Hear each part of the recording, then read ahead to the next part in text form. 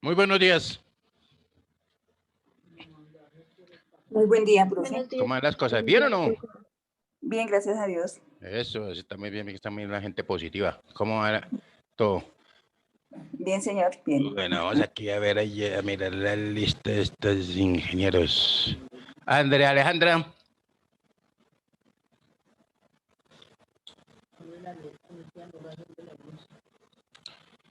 María Viviana. Presente, profe. Gracias. Lady Viviana. Presente, profe. Gracias. Paula Gil. Presente, profe. Gracias. Valentina Pulido. Presente, profe. Gracias.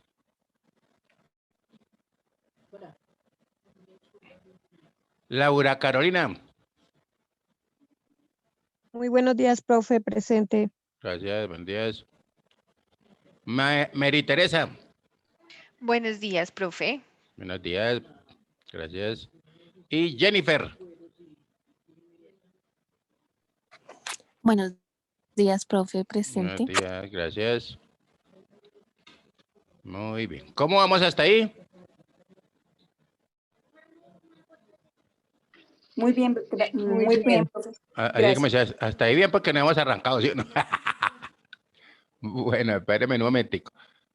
Voy a compartirles aquí un documento.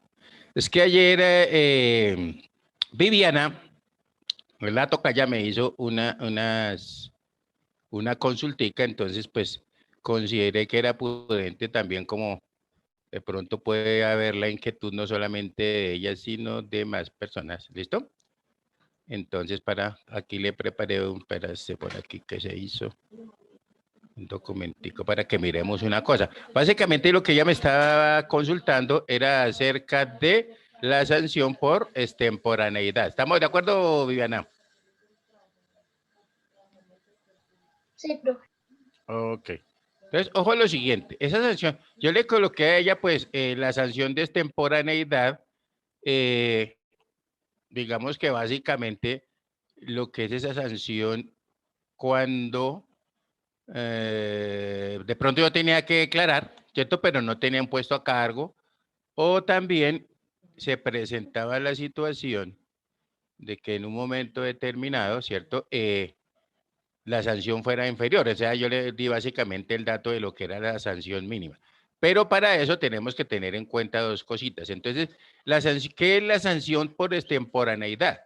Básicamente, ¿cierto? Es cuando una declaración tributaria se presenta, ¿cierto? Luego de haber sido, ¿qué? De haberse vencido el plazo, ¿listo?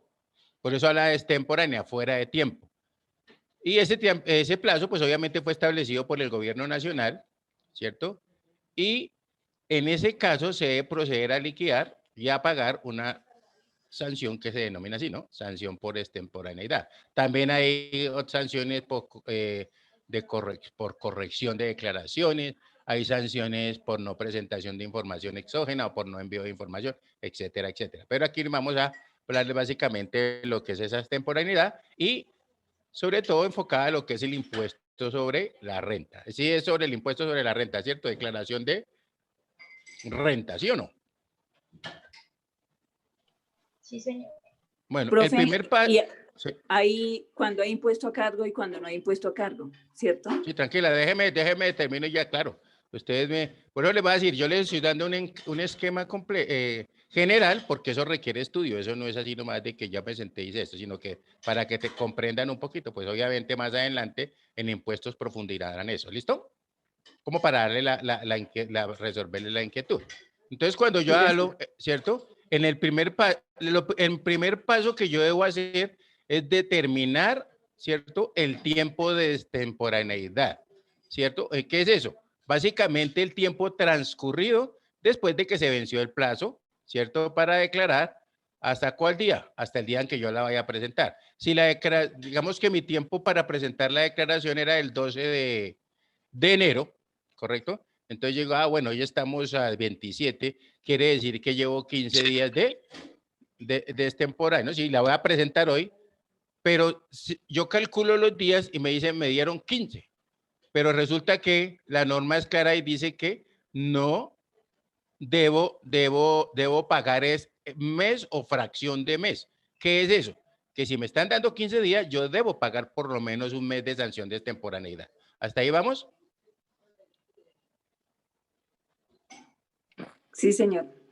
Muy bien. Cuando en el evento, por ejemplo, vamos a decir que yo calculé mis días, ¿cierto? Y cuando calculé los días, la extemporaneidad me dio 36 días o 32 días o 31 días inclusive, ¿cierto? Ahí debo pagar 2 meses de extemporaneidad. Uno dice, pues no es que no, como que no tiene, pues como que no es justo, ¿cierto? De que uno por un día tenga que pagar un mes más, ¿no? Pero ¿qué es lo que pasa? Que la DIAN estableció el plazo y ustedes de todas maneras, ¿cierto? Incumplió el plazo. Y si incumple el plazo, pues obviamente está sujeto a una sanción, que era lo que veníamos hablando, que es la otra forma de obtención de ingresos del Estado. ¿Hasta ahí vamos bien? Sí, señor. Muy bien. Básicamente, ¿cierto? Valga la redundancia, la base de la sanción es el impuesto a cargo, ¿listo?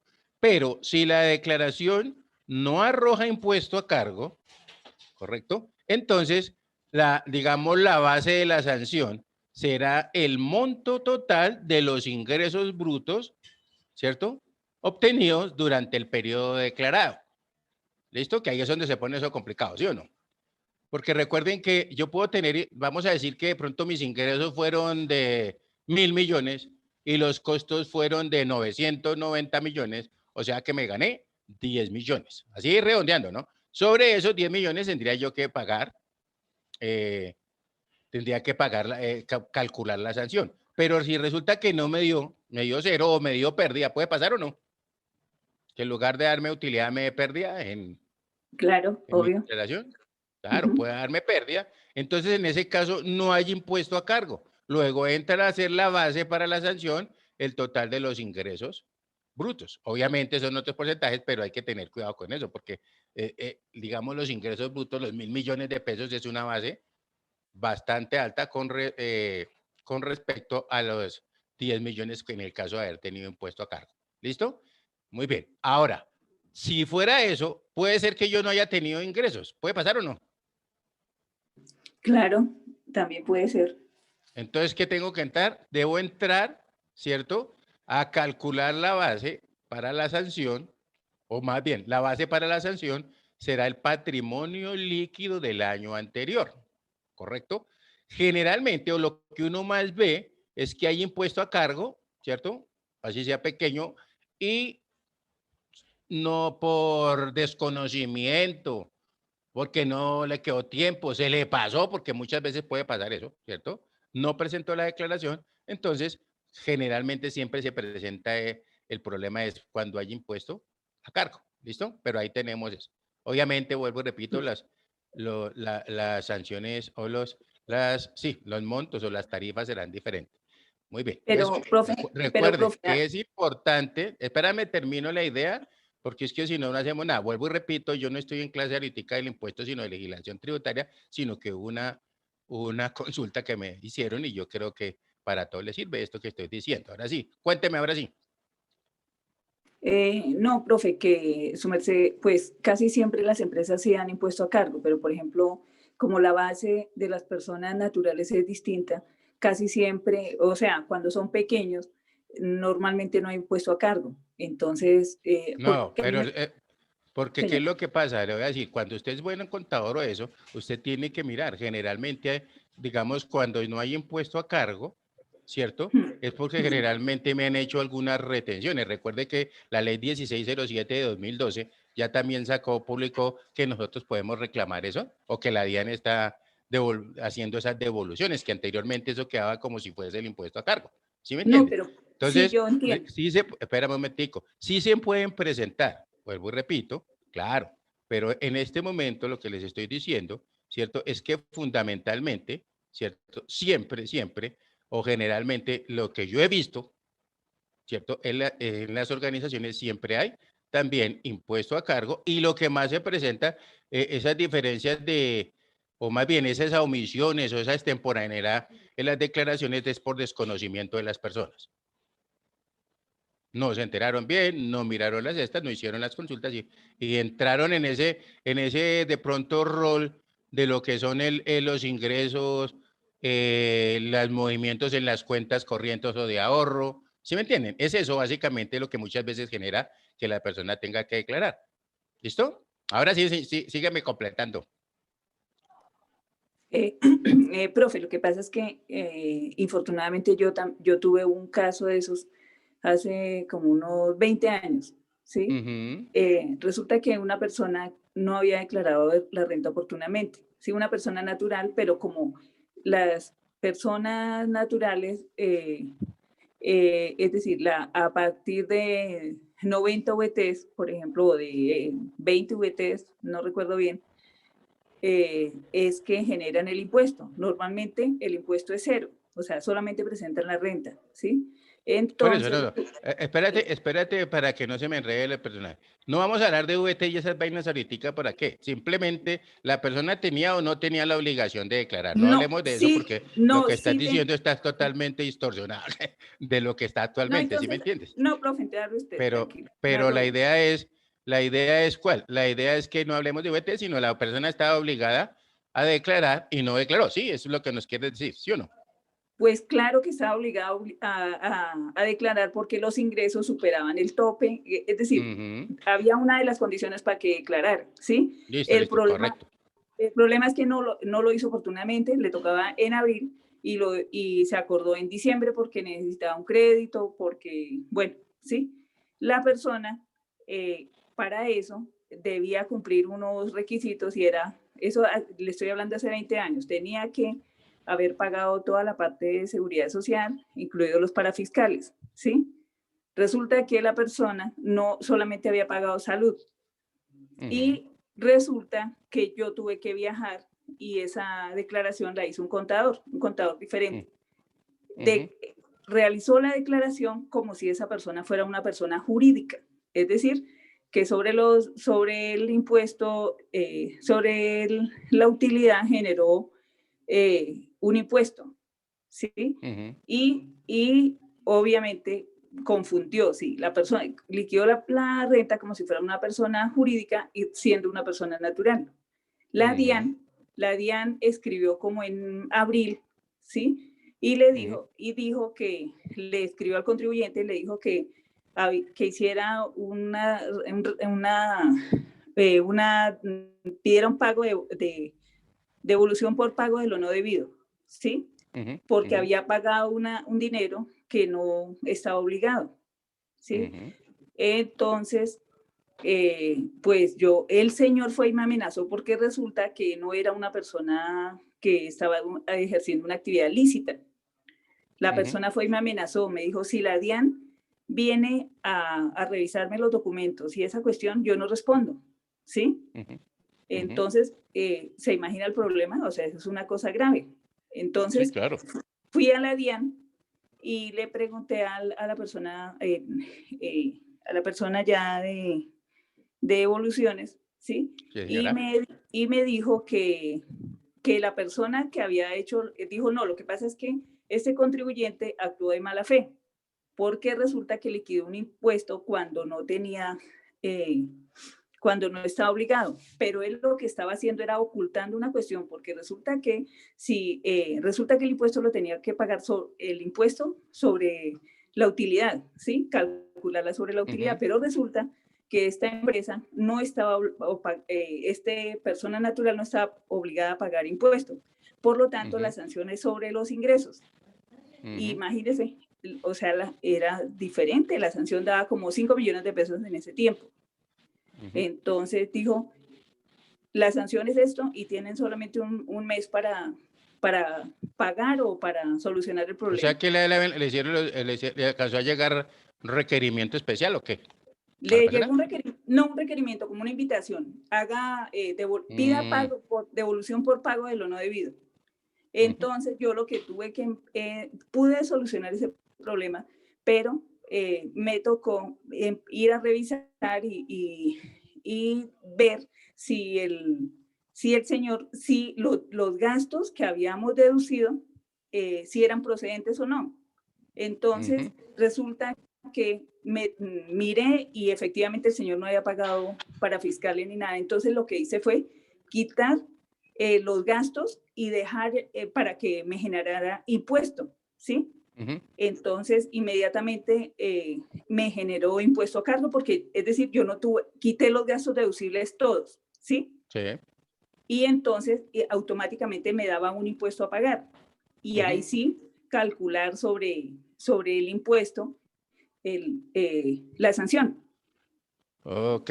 A mí lo que Eso se me fue hace es como, fue una cosa tremenda. como extraño, ¿por qué declaraban en abril si generalmente todas las personas En ese tiempo, naturales? Me dices que es una no, persona natural, eso es ¿cierto? ahorita. Hace 20 Eso es, años y hace más o menos 40 que yo conozco, generalmente no, siempre nosotros las personas no. naturales hemos pagado fuera de tiempo. Perdona, pero es que no me dejas de hablar, a no ser que haya sido comerciante o ese tipo de cosas, ¿sí me entiendes? Y tú me estás diciendo que la persona de pronto no tenía un negocio lícito o algo así, ¿le te entendí? Sí, O pero interpreté sí mal. tenía un negocio, aparentemente un negocio sí, claro, ejercía una actividad supuestamente al público, pero él estaba, por ejemplo, no era lícito como adquiría los productos, entonces ya le empezó, Ah, ok.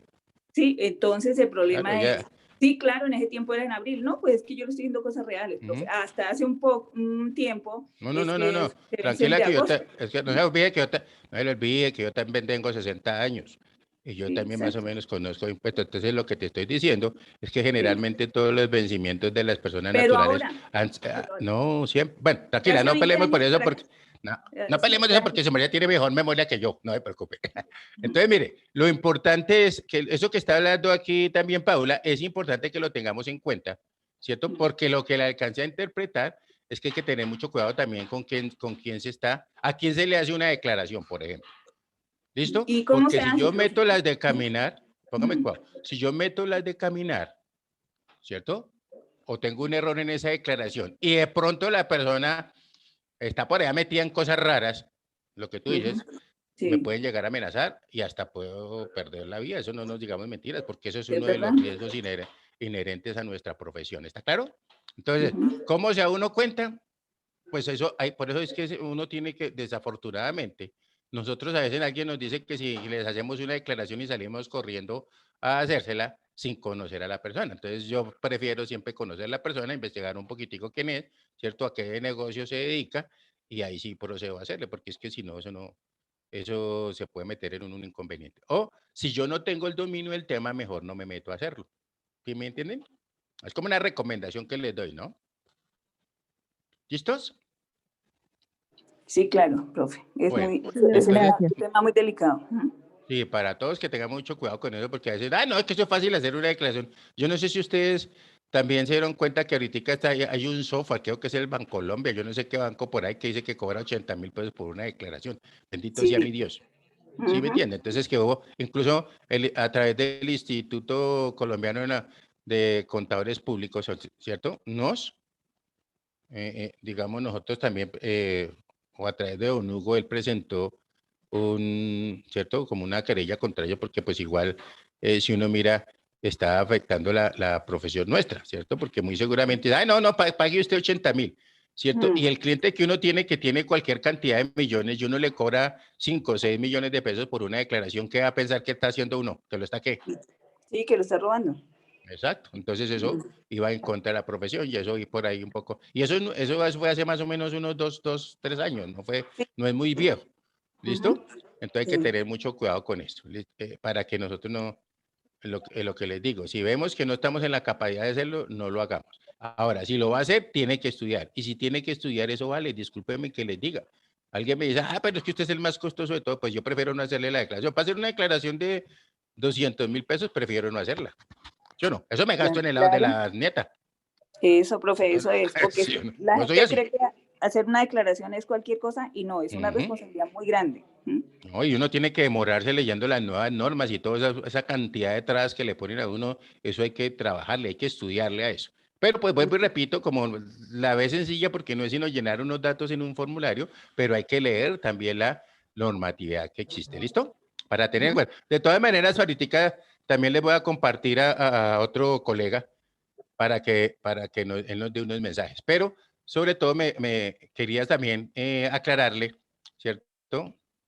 A Viviana, pues lo que tiene que ver con lo que es la sanción esta de postemporaneidad. ¿Estamos ahí? Ahora, además de eso, otra cosita antes de que se me pase, es importante, nosotros tenemos que tener claro si la declaración se presenta antes o después, ¿cierto? De que la DIAN profiera el emplazamiento para declarar. ¿Eso qué es? Que la DIAN, yo tenía que declarar, no declaré, y la DIAN entonces, por rondún, me escribió, ¿correcto? Eso es uno. El otro caso es, y se me venció el tiempo, y me dijo, usted tenía que declarar el año 2018 y no declaró. Entonces ya, ahí, entonces, y me manda un emplazamiento, me dice, usted tiene plazo para que haga la declaración hasta tal fecha, ¿cierto? Y liquidándose las sanciones correspondientes. La otra es el caso, ¿cierto? En que la sanción, digamos, la sanción de extemporaneidad se generó porque yo me di cuenta y yo voluntariamente voy a presentar esa declaración, ¿listo? Entonces también es digamos, es diferente. Entonces, mire, hablo de cuando hay impuesto a cargo, ¿listo? Sí, es antes del emplazamiento para declarar, o sea, yo me di cuenta, la tarifa es del 5%, ¿correcto? Por mes o fracción de mes, no se les olvide. Y la sanción está limitada al 100% del impuesto a cargo. Me explico. Si yo demoré un poco, no de tiempo, ¿cierto? Y la sanción, yo tenía que pagar, mi impuesto a cargo fueron 5 millones de pesos, ¿correcto? Y como la sanción, al liquidar la sanción me dio que son 6 millones de pesos, ¿correcto? La sanción, en ese caso, está limitada a 5 millones de pesos, que es el total del impuesto a cargo. En otras palabras, yo tendría que pagar ¿cuántos millones?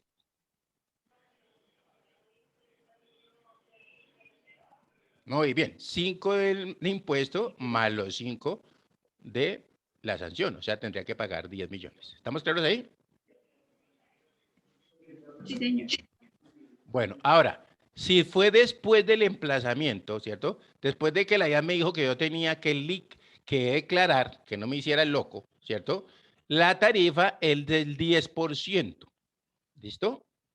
Y la sanción también está limitada, pues, al 200% del impuesto a cargo. En ese caso, si yo tenía que pagar 5 millones de impuestos, entonces el total a pagar serían de 15 millones de pesos, porque ¿cierto? Si, digamos, al liquidar la sanción, obviamente me dio que era más de, digamos, más de 10 millones, entonces simplemente lo limitamos a 10 millones. Eso es. ¿Estamos ahí?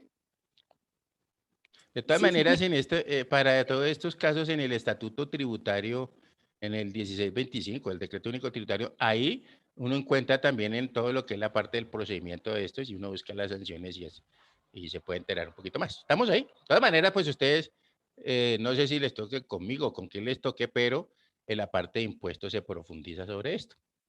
¿Listo? Para que no se me estresen, pero para que puedan salir también de las... Ahora, hay que mirar, ¿cierto? Si en realidad la persona sí estaba obligada a declarar. ¿Correcto? sí, profe. ¿Sí? Correcto. Y si de pronto, digamos, vamos a decir que yo me obligué a declarar porque tuve movimientos de las cuentas de ahorro, pero es que resulta que yo soy el ingeniero residente, ¿cierto? Y donde están las obras no hay, digamos, no hay mucha ferretería, no hay vaina donde vendan los elementos de construcción, entonces a mí o todo lo tengo que pagar de contado. Entonces de pronto al que me giran es a mí, ¿cierto? Entonces todo va a salir a nombre mío. Obviamente ese dinero simplemente me lo están dando a mí es para qué? Para un tercero, ¿sí o no? Es un ingreso que yo estoy recibiendo, pero es para pagárselo a un tercero. Entonces hay que mirar también esos ingresos también como, ¿cierto? Si en realidad sí, ¿cierto? Justifico dentro de mi declaración el por qué percibí esos ingresos o mis cuentas tuvieron esos movimientos, más bien, ¿cierto? Mis ingresos a las cuentas de ahorro, cuentas corrientes, figuran o me hicieron declarar, pero tengo que justificar, ¿cierto? El por qué tengo ese dinero, sencillamente. ¿Listo? Para que no haya inconvenientes. ¿Estamos claros, Viviana? Cuéntame, ¿qué se me hizo, Viviana? ¿Se me voló? Sí, profe, aquí estoy. Ah, bueno, entonces listo con eso, ¿no? Profe, bueno, según su experiencia, que me parece chévere, porque de todas maneras, pues, es un ejercicio de mucha responsabilidad. Una declaración con unos ingresos bajos de una persona natural, que digamos que son 60 millones de pesos, Ujú. unos ingresos, que el monto más o menos, pues porque yo pienso que eso, lo que dice usted, hay gente que, ¿qué tal el Bancolombia? Diciendo que 50.000 o 80.000 pesos, porque escuché otra que los hace por 40.000 pesos las declaraciones de renta. ¿Cuál sería la base? Por ejemplo, una persona que tiene unos ingresos de 60 millones, ¿cuál sería la, es decir, usted cuánto cobraría, por ejemplo? Yo les voy a conseguir unas tablas, creo que por ahí las debo tener, que se las profirió hace muchos años. Yo siempre las traía y se las compartía a los estudiantes, pero como nunca le ponían cuidado a eso, ¿cierto? Donde de pronto estaba establecidos, ¿cierto? Por la Junta Central o por la Contaduría General, bueno, yo me acuerdo. De todas maneras, actualícese, también maneja esas tarifas. Voy a conseguirme la tabla y se las coloco ahí para que lo sepan. Pero yo, por lo menos, yo no hago una declaración por menos de un salario mínimo mensual legal vigente. Sí, Prefiero muy no hacerlo. bien. ¿Sí? Y a Claro, mí me profe, por la dicen, responsabilidad, por la ¿cuánto me responsabilidad. cobra usted? Déjeme ver, 3 millones, 3 salarios mínimos mensuales legales vigentes. Uy, pero entonces me va a cobrar 3 millones, un poquito menos. Pero sí, pero de verdad, ¿cuánto me cobra? 4 salarios mínimos. Uy, pero me dijo que 3, no me siga preguntando porque esto va subiendo, maestro. Y si no, prefiero no hacérsela. Yo tengo familiares que yo no les hago la declaración. Porque Muy, pues sí, igual, no, que es que porque es mi tío y no sé qué, no, pues de malas que sea su tío, pero, ¿cierto? Pues igual yo no trabajo precisamente con eso. Precisamente es por el grado de la responsabilidad, ¿no? Y lo mismo las revisorías fiscales, es que la gente piensa que es que yo me gané mi tarjeta debajo de la almohada. No, yo tuve que trabajarle a eso, me tuve que sacrificar, he tenido que estarme capacitando continuamente y a mí una capacitación me puede costar, hoy en día me cuesta 500.000 pesos porque son virtuales, pero anteriormente yo asistía y esos son 2, 3 millones de pesos que uno tiene que estar pagando y eso también tiene que salir de algún lado, ¿o no? ¿Cierto? claro, profe. Claro. ¿Estamos ahí? Entonces hay que Sí, tener cuidado con eso. Yo les voy a compartir esa tabla. Alguien me dice, uy, pero es que dice que debe uno cobrar mínimo 3 salarios mínimos legales vigentes por una certificación. Y usted sabe la responsabilidad que tiene uno cuando se pone a firmar una certificación, diciendo yo que Valentina Pulido, ¿cierto? ¿Ya se me voló Valentina, no? Sí, señora, acá. Que venga la suma de 10 millones de pesos cuando yo soy consciente que ella se gana 2, ¿correcto? Ella se embala, ¿sí o no? Entonces, Valentina me dice, mira, ay, profe, es que necesito que me haga una certificacioncita, que no sé qué. Entonces, bueno, le voy a cobrar más, yo le a Valentina, le voy a cobrar 100.000 pesos, ¿correcto? ¿Qué es lo que necesita? No, es que yo me estoy ganando 2 millones de pesos, pero necesito ganarme, que me coloque ahí que me gano 10. ¿Sí está claro lo que estoy diciendo? claro, absoluto. Entonces, ¿qué pasa? Yo le hago la certificación a Valentina, yo no tengo problema porque es mi estudiante, es mi llave y toda esa cosa, ¿cierto? O es mi mala llave, mi mala amiga. Porque si es mi buena amiga, yo le digo, le pongo en clara las cosas. Yo creo que no es hacer eso tan alto, ¿cierto? Consíguete algo que esté más a tu, digamos, a tu nivel, porque lo que le hago es un mal. Voy a poner un ejemplo. Resulta que le hice los 10 millones la certificación a Valentina. Valentina se sacó un apartamento, ¿cierto? Justificó, tal, le aceptaron la mentira que yo dije, ¿cierto? Asumiendo que es verdad. Y entonces ella sacó ese apartamento, entonces, pero ella sabe, ¿cierto? De pronto que con su familia o lo que sea, entre todos pueden reunir esos 10 millones y pueden pagar. ¿Estamos ahí?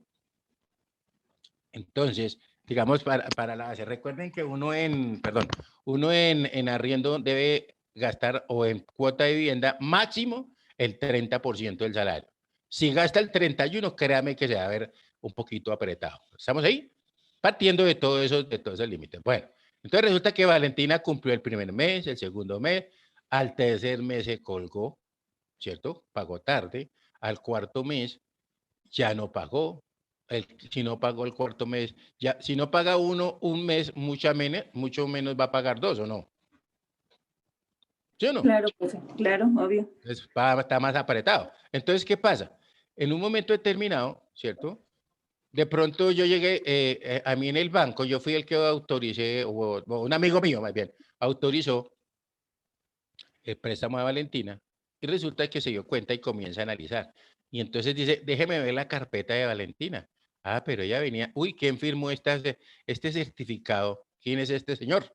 A mí, Humberto Castillo Candela, a él fue el que firmó de que la señorita se ganaba 10 millones de pesos. Ya estuvimos indagando y ella no se ganaba 10 millones de pesos, se ganaba 2 más no sé qué. Bueno, comienzan las investigaciones y en un momento determinado, ¿será que me pueden decir a mí, me pueden llamar a mí como el que firmó el certificado? ¿Ustedes qué opinan? Pues claro, profe. Y peor aún Claro, si me le dicen, hizo una, un momento. y peor aún si le hizo la declaración de renta, porque Sí. vi un caso con, por ejemplo, diciendo que que tenía unos ingresos anuales de 300 millones. ¿Se imagina? Primero ya no era régimen, ya no era una persona en ese momento no responsable de IVA, por ejemplo.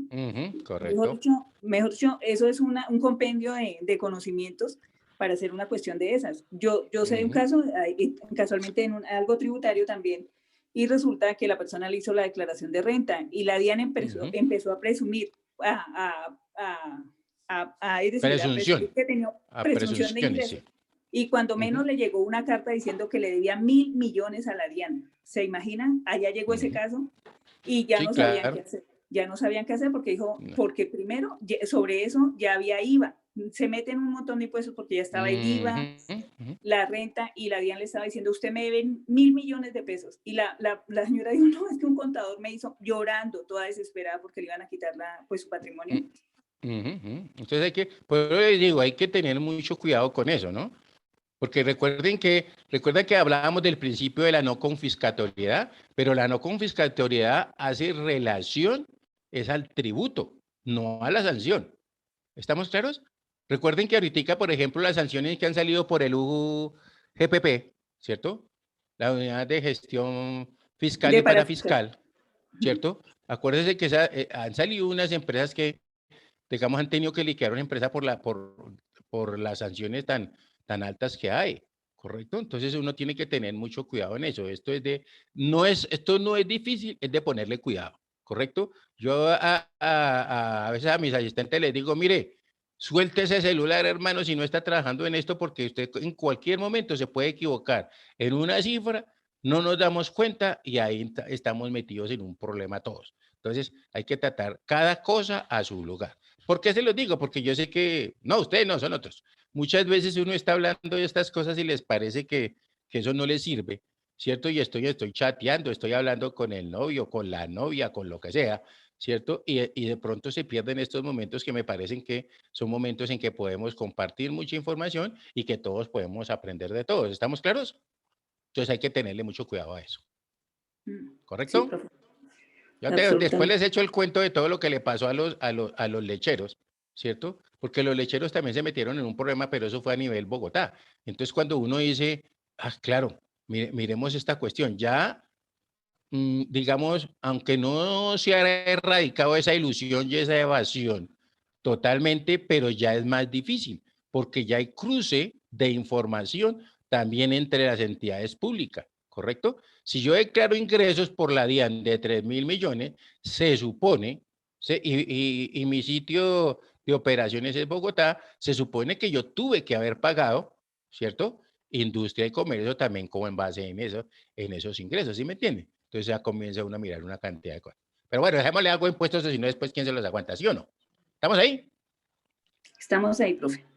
Bueno, muy bien. Entonces, ayer estábamos hablando nosotros fundamentalmente, ¿cierto? Hablamos de lo que era la interpretación de esa ley, ¿cierto? La interpretación. Y decíamos que básicamente que interpretar una norma era ¿qué? Fijar su qué a la...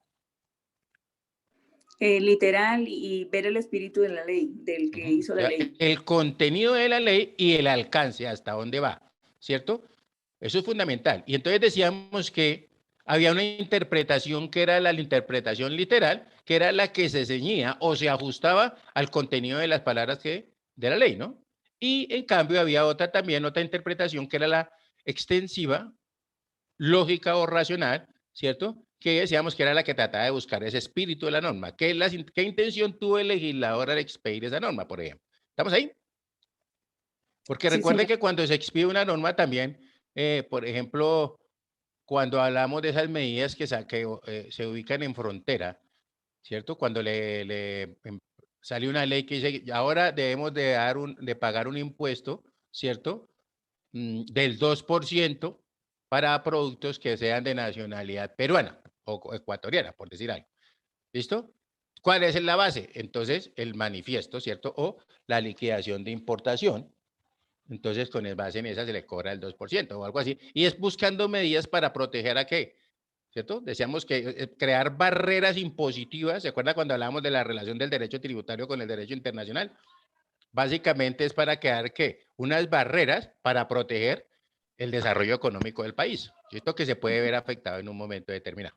Muy bien. La otra interpretación que dejamos el título fue analógica o integración, ¿correcto?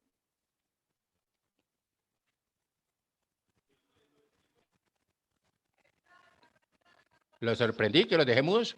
¿O se me fue la...? No, profe, ahí estamos, ahí estoy. Ah, bueno. Entonces hablamos de interpretación analógica o integración, ¿cierto? Decimos 2 puntos. Ahí sí me va a ayudar doña Paula, que tiene más experiencia que yo en esa parte, ¿no? Entonces decimos, se basa en el principio de la lógica jurídica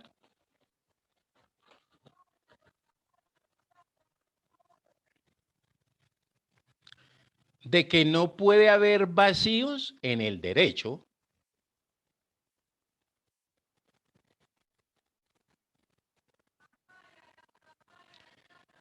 y que no puede delegarse justicia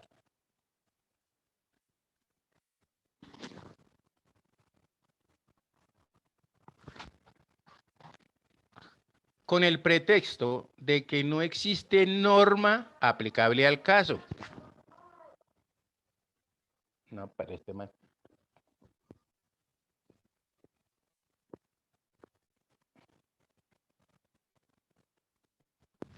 Punto seguido. Por consiguiente, se hace necesario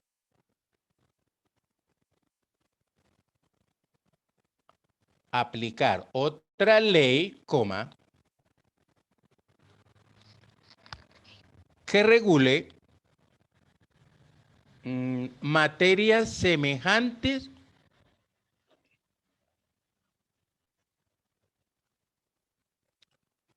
a situaciones no previstas, en la ley o norma.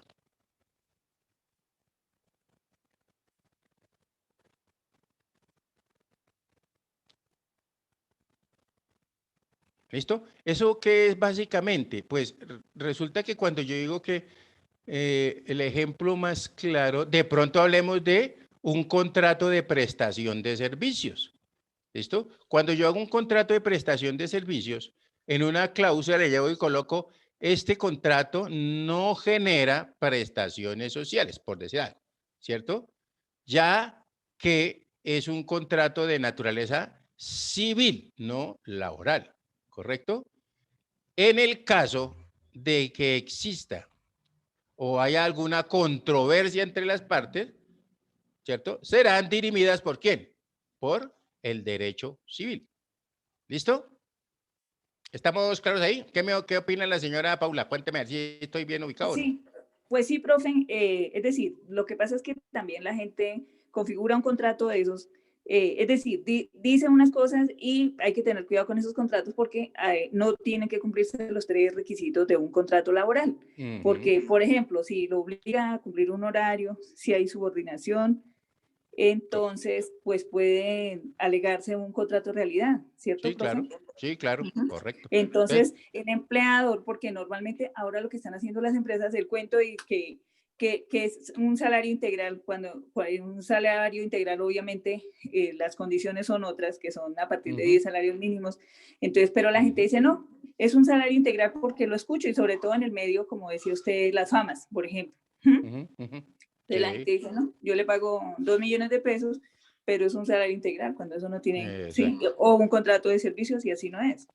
Ujú, correcto. Entonces, para un contrato de prestación de servicios, por ejemplo, el caso de nosotros, yo cuando paso mi propuesta siempre doy el alcance, hasta dónde voy a llegar yo, ¿cierto? Y obviamente yo en el contrato también coloco cuál va a ser el tiempo del servicio, por decir algo, ¿cierto? Si a mí me dicen, no, es que yo necesito que sea usted el asesor, yo con mucho gusto soy asesor, claro que sí, ¿cierto? Pero entonces, mire, yo a usted le cobro tanto, voy a ir tantas horas al mes, las voy a distribuir. Si necesita que las distribuya en las 4 semanas, con mucho gusto, usted me dice en qué día voy, ¿cierto? Y vamos a decir de pronto que yo soy un contrato donde tengo que entrar 3 horas semanales, ¿listo? Entonces uno muchas veces llega y la belleza del gerente lo mete a uno a la oficina y comienza a echarle chisme y yo comienzo a correr el tiempo. Yo sí les digo, mire, desde aquí, desde que yo entré aquí ya comienza a correr el tiempo. ¿Es importante lo que vamos a hablar? ¿Sí o no? Si es importante, pues obviamente uno tiene que escucharlo, ¿cierto? Pero si es para echar un chisme ahí, yo siempre me toca parar y decirle, qué pena, ya está corriendo mi tiempo, me voy. Entonces es cuando comienza a haber complicaciones de decir que uno no está cumpliendo, ¿cierto? Con el contrato porque no está todo el tiempo metido en lo que está haciendo, pero, o sea, para lo que lo contrataron, ¿cierto? En la revisoría fiscal me han pasado muchos casos que pues igual más adelante se los comentaré. ¿Listo? ¿Estamos claros ahí? Me interesa es que de todas formas siempre habla una norma que pueda estar cubriéndolo a uno cuando hay vacíos en otra. ¿Estamos ahí? Sí, esa sería la interpretación, ¿no, señora Paula? Sí, claro que sí, profe. Así es. Muy bien.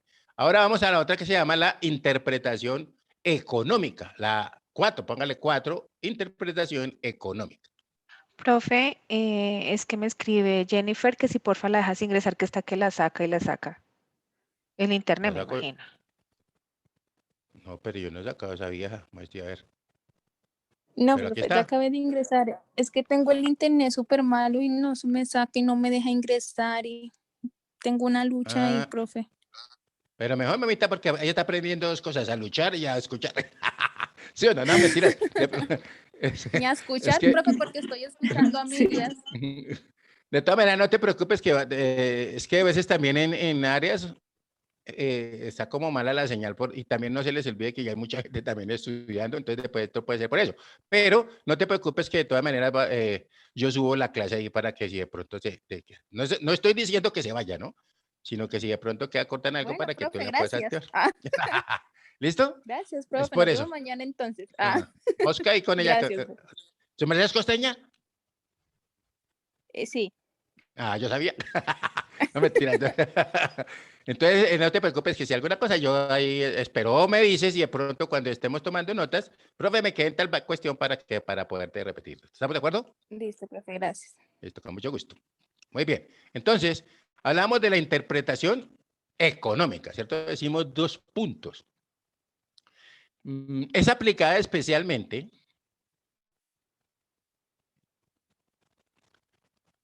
a normas de carácter financiero o impositivo.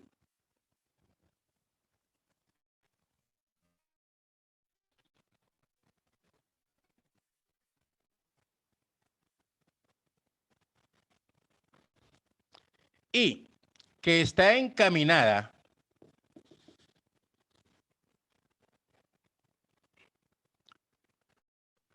a desentrañar la actividad económica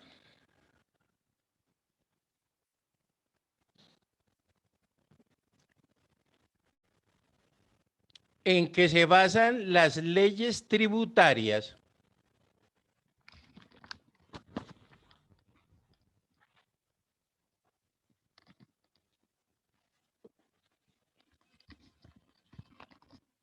cuyo presupuesto de hecho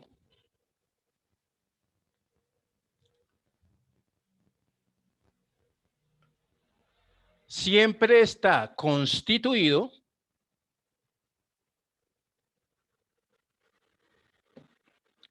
por la riqueza que es grabada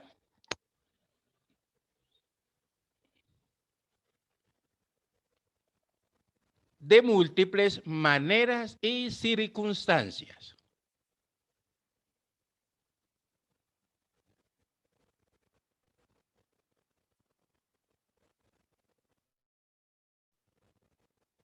¿Listo? Entonces, por ejemplo, en este caso, yo pienso que más, lo podemos ver claramente en lo que es la aplicación de la retención en la fuente. ¿Se acuerda que hasta hablábamos de que hay que aplicar retención en la fuente por servicios o por honorarios, ¿correcto?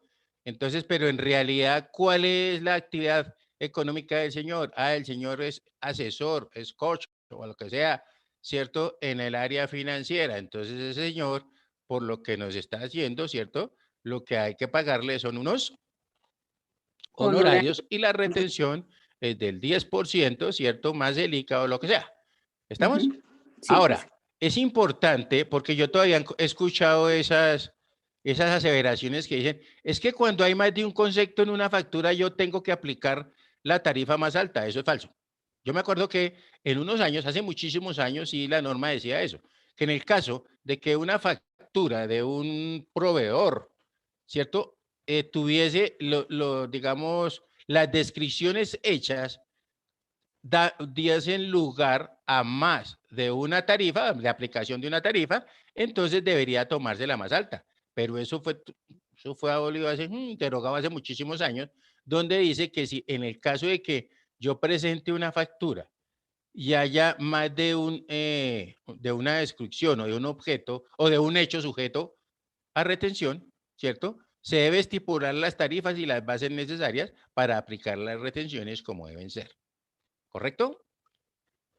Entonces, correcto. eso que, por ejemplo, ¿en qué se presenta? En el caso de que yo a mí me dice, mire, necesito que me imprima esta información, por decir algo, imprímamela, entonces ya ahí le estoy entregando una USB, pero necesito que me imprima estas 5.000 hojas.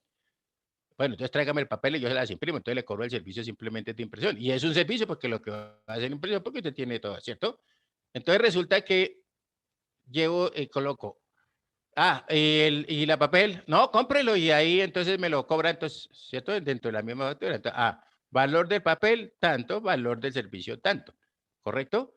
Y si esas casualidades también me tocó pagar flete, pues también coloco flete, tanto, ¿cierto? Y miramos a ver, la persona que me haga las retenciones, pues deberá hacer las retenciones de acuerdo a las bases que están estipuladas ahí. ¿Estamos claros? Bien claro, profe. Ok. Entonces, eso es importante porque pues a veces a uno le meten ese gol de, ay, no, pero es que usted aquí es hay honorario, ya está. Es que usted es contador, ¿cierto? Sí, pero lo que le estoy cobrando es un papel. Entonces, usted, ¿por qué me está cobrando? Me hace retención del 11% y además eso no hace, mire, el papel costó 100.000 pesos. Sí, ese tipo de cosas uno tiene que aclararle muchas veces a la gente, porque ya la persona se basa en el título, más no en la labor, en la actividad que uno esté haciendo.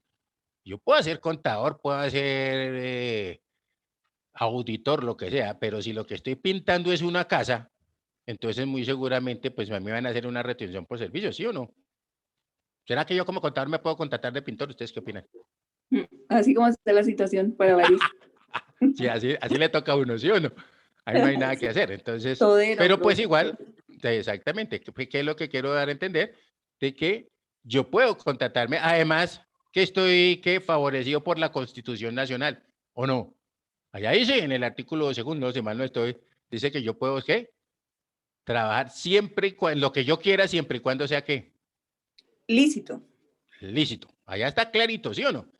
Porque uno a veces dice, pero mire tanto vendedor en la calle y no sé qué, y todos tenemos derecho al trabajo, ¿no? Entonces ahí no dice dónde, entonces ya se inventa que o sea, que el espacio público y todo ese tipo de cosas. Entonces alguien me decía, pero es que mire que quitan la gente y al otro día otra vez están ahí. Pues claro, porque ellos tienen derecho al trabajo y ahí pelean ese tipo de cosas, ¿no? Lo que pasa es que cuando la policía le retira le quitan las mercancías, ya es otro problema. ¿Estamos ahí? Sí, señor. Bueno, muy bien.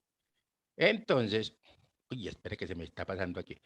Vamos a hablar ahora de lo que es la punto aparte, algo que hemos hablado del ámbito, ¿cierto? Territorial, y es importante también que tengamos claro lo siguiente concepto. Vamos a colocarle acá algún titulito que diga extensión territorial.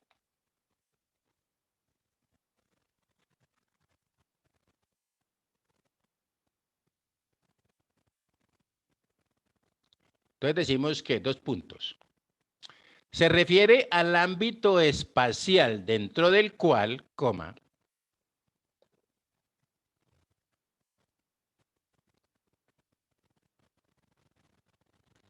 El Estado ejerce su poder político en general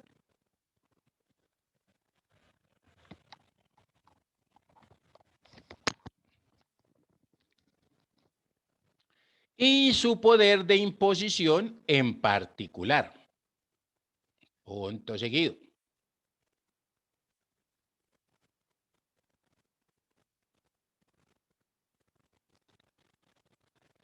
El Estado manifiesta su poder en actos de coacción sobre la población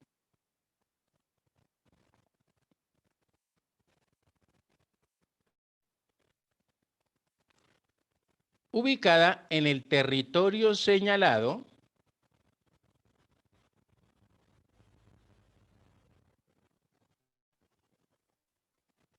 como el ámbito espacial de su dominio público, coma.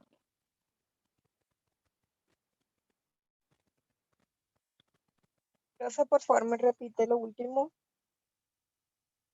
Entonces decimos, ¿cierto? El Estado manifiesta su poder en actos de coacción sobre la población ubicada en el territorio señalado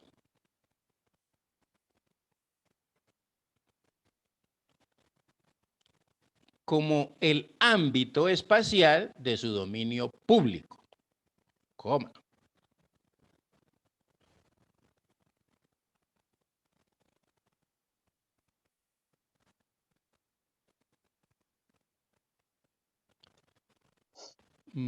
Es decir, coma,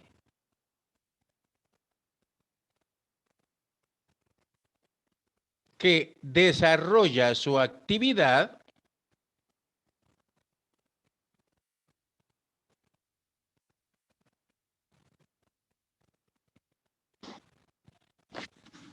respecto de dos presupuestos de hecho.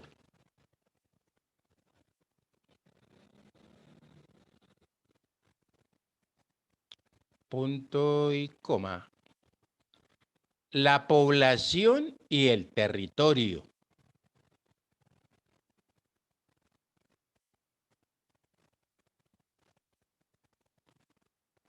Punto seguido.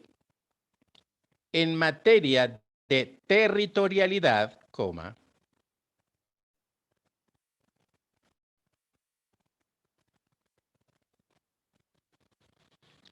siempre imperó o se impuso, como lo quieran colocar, el principio de que la ley en general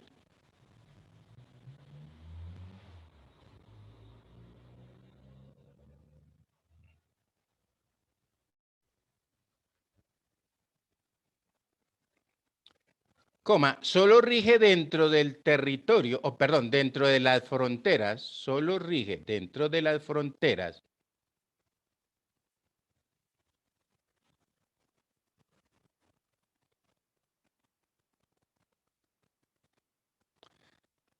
del país y es obligatoria, coma,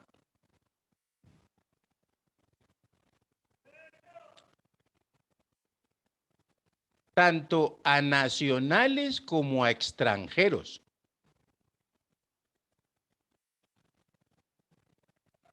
Tanto a nacionales como a extranjeros, domiciliados o transeúntes.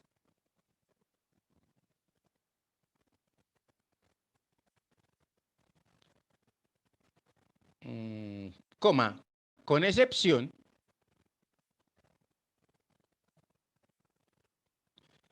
de lo que el Código Civil contempla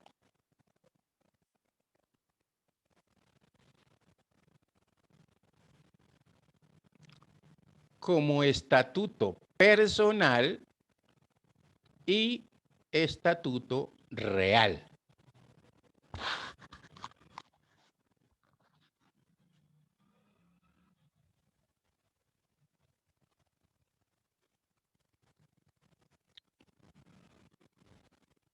Listo, entonces decimos punto aparte, puede ser, póngale 1 o A, como quieran.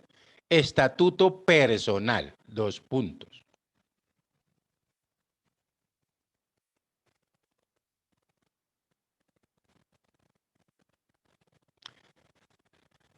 Se refiere a que los colombianos en el extranjero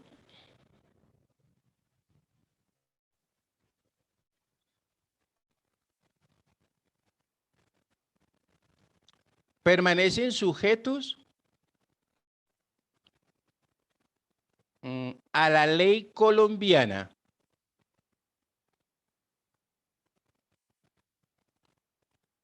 en cuanto a su estado civil, coma,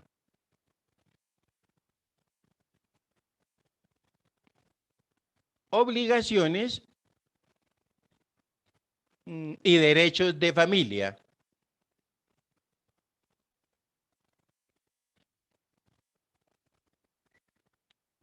y a su capacidad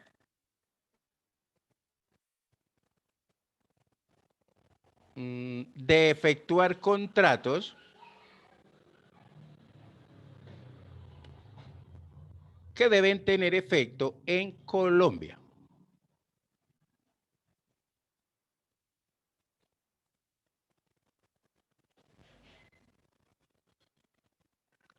¿Listo? Entonces, ¿estamos claros ahí? Sí, Sí, señor, profe. muy claro. Ok. O sea que, básicamente, ¿qué se está diciendo? Bueno, yo soy colombiano, ¿cierto? Dice que estoy, pues, digamos, en el extranjero. O sea, me fui para el extranjero, me ubiqué en Lima, no importa, me fui a vivir a otro país. ¿Listo? Pero se dice que yo estoy sujeto que a la ley colombiana, ¿cierto? ¿En qué? En lo que es el Estado, ¿cierto? En cuanto al Estado civil. Por ejemplo, si yo tengo unas responsabilidades, aquí vamos a decir que tengo mi familia, tengo mis hijos, ¿cierto? Tengo obligaciones y derechos de familia. ¿Estamos ahí? Que usted en un momento determinado es casado. Sí, señor, yo soy casado. Entonces, y que me fui para Arabia y ese tipo de cosas que ya, entonces hay poligamia y toda esa cuestión. Entonces, pero yo estoy, ¿cierto? Atado a la ley colombiana porque pues yo soy casado en Colombia. ¿Estamos ahí o no? Sí, señor. Sí, profe. Muy bien. Y lo mismo también hablamos de los contratos, ¿no? Cuando yo firmo un contrato en Colombia, pues obviamente estoy sujeto a ese contrato. ¿Por qué hablamos de eso? Porque muchas veces me fui de vacaciones, ¿cierto? Entonces de pronto me salió trabajo en otro país y eso es y yo me quiero quedar y toda esa cuestión, pero resulta que yo tengo un contrato firmado aquí. Entonces yo tengo que mirar también cómo, ¿cierto?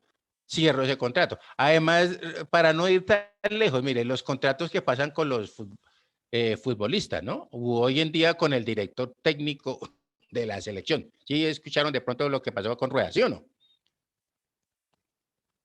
No, profe. Él tiene un contrato firmado con Chile, ¿cierto? Con otro país, pues tiene que cumplirlo, o si no, tiene que pagar las sanciones, ¿correcto? Porque él está sujeto a ese contrato, ¿cierto? En cuanto a lo que tiene que ver con el estatuto personal. ¿Listo? Pues tiene que legalizarlo y obviamente así. Es como cuando vuelvo y repito, cuando uno firma un contrato con una empresa, no es que, ay, no, mañana me salió puesto en otro lado, entonces me fui y dejé el puesto tirado como si nada. No, eso tiene sus sanciones y por eso se dice que usted tiene que hacer todo ese protocolo de hacer entregar y toda esa cuestión. ¿Estamos ahí o no? Y lo mismo para la familia, ¿no? No, es que entonces yo me fui para otro lado, entonces dejé, ya tengo 3 chinos aquí, y esos 3 chinos entonces que aguanten hambre o que se vayan para el Transmilenio a vender dulces. Tampoco se puede, ¿sí o no? No más exagerado, profe. Bueno, pues eso pasa, chino. Muy bien, entonces pongámosle ahora estatuto, punto aparte 2, estatuto real. Vamos a hablar de ese estatuto real. 2 puntos. Eso también lo habló que día en la conferencia Orlando, pero bueno, hablemos de los bienes sitiados o situados en el país, situados en el país, se rigen por la ley colombiana.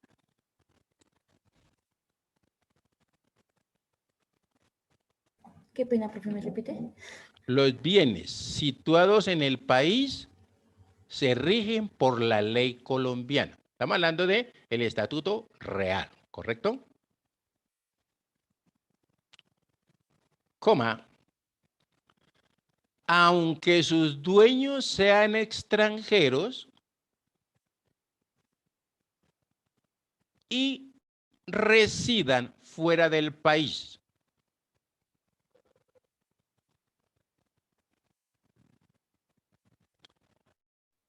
Punto seguido.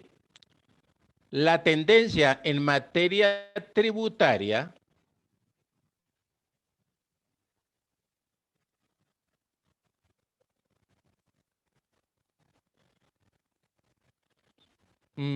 es la de adoptar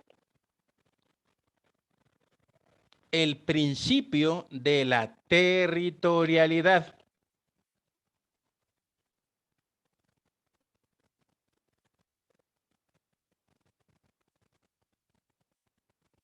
Coma, es decir, del lugar del origen de los hechos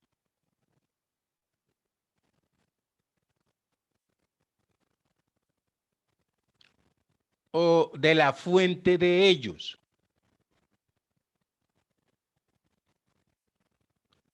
Como elementos de vinculación impositiva.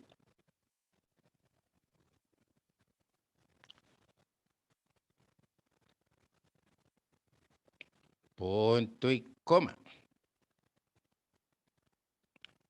Es decir, coma,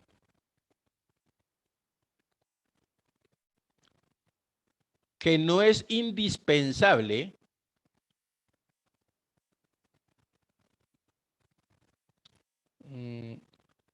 para que el Estado tenga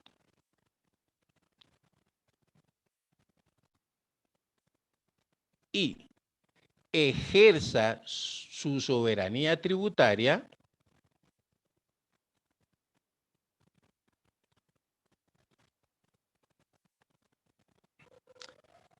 la residencia del sujeto pasivo en su territorio.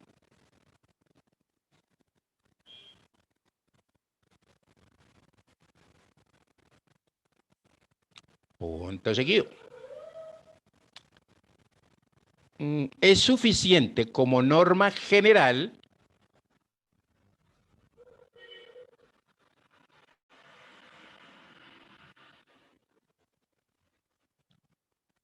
que el contribuyente obtenga ingresos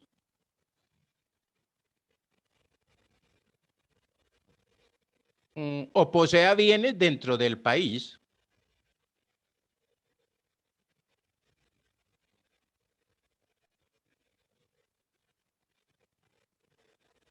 y por ello el impuesto o en general los tributos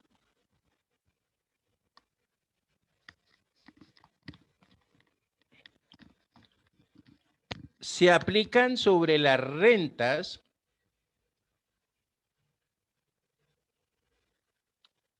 y activos de fuente nacional.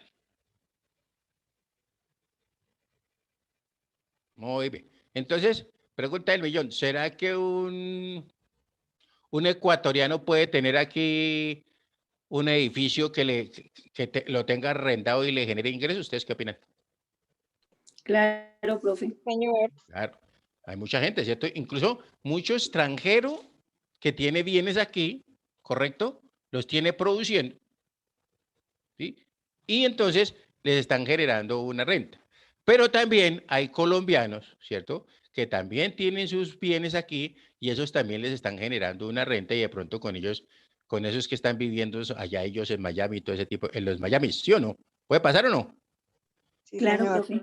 ¿Listo? Pero si el área donde están ubicados esos bienes o si esos bienes están sujetos o ese patrimonio está sujeto a impuestos, pues se debe pagar el impuesto. ¿De acuerdo a qué? De acuerdo o a la aplicación más bien del principio de la territorialidad. ¿Hasta ahí está muy bien? Sí, señor. Muy bien. Entonces pongamos un titulito que diga ley tributaria en el tiempo. Pues nosotros ya la tratamos por allá donde hablaba del principio de la legalidad, pero como para que tengamos ahí un resumen de esa cosa. Profe, qué pena, ¿cómo es el título? La ley tributaria en el tiempo. Gracias. Y decimos entonces 2 puntos o punto aparte. Como una derivación del principio de legalidad,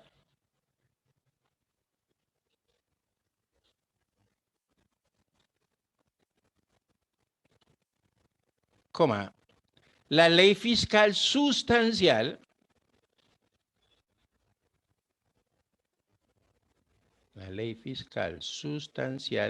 debe ser preexistente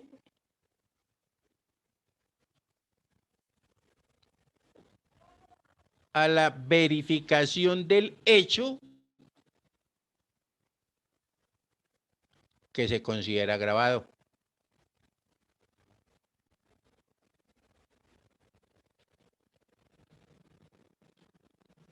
Punto seguido. Otra cosa que dijimos es, la ley impositiva es irretroactiva.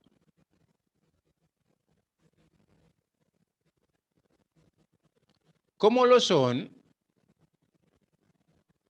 la generalidad de las leyes?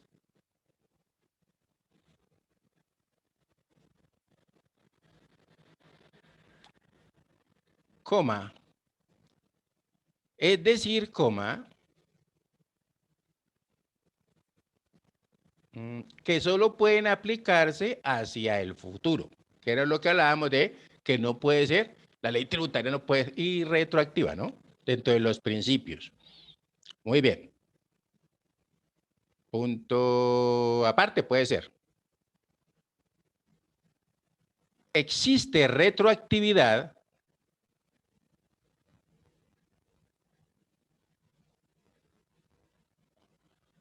cuando una ley regula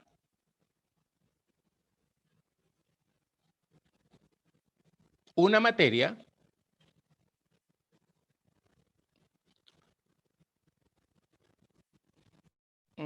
a partir de una fecha anterior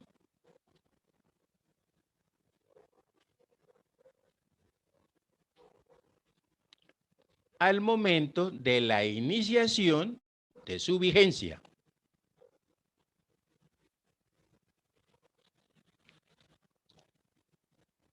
Y sobre efectos de un hecho ya realizado.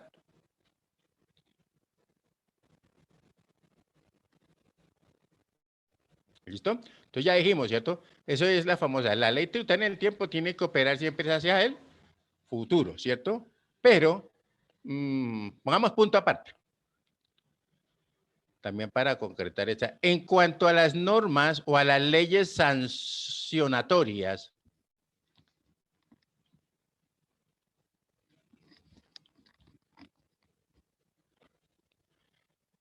la ley preexistente al acto sancionado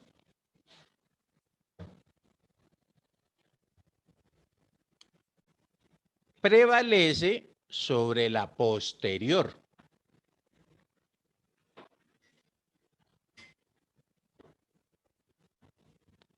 Punto seguido.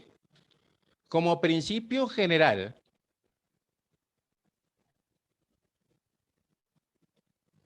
no puede haber retroactividad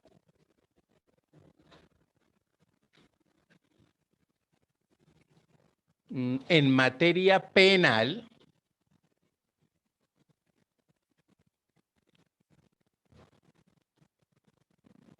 si con ello se agrava la situación del infractor. Si con ello se agrava la situación del infractor. Punto y coma.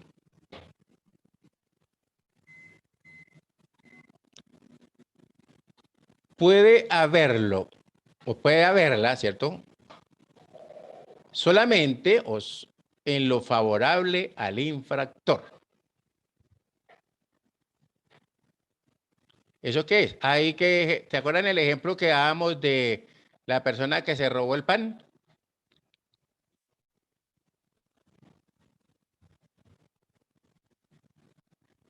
Sí, señor. Sí, profe. ¿Cierto? Entonces decíamos que sí, de pronto, cuando lo detuvieron eran 3 días, pero entonces salió la norma, o eran 15 días, y salió una norma y dice que eran solamente 3 días y él lleva 2, pues ahí es cuando estamos hablando de los famosos vencimientos de términos y esas cosas que muchas veces suceden a altos niveles, ¿no? Creo que hay una cosa por ahí también, si ustedes han leído, han escuchado, de lo que pasó en Interbolsa, ¿no? Que se decía que muchas de esas bellezas van a quedar libres por prescripción de términos. Ha hecho una cantidad de vainas que, qué tristeza, pero bueno, no me más bien no comento eso. ¿Sí o no, señora Paula?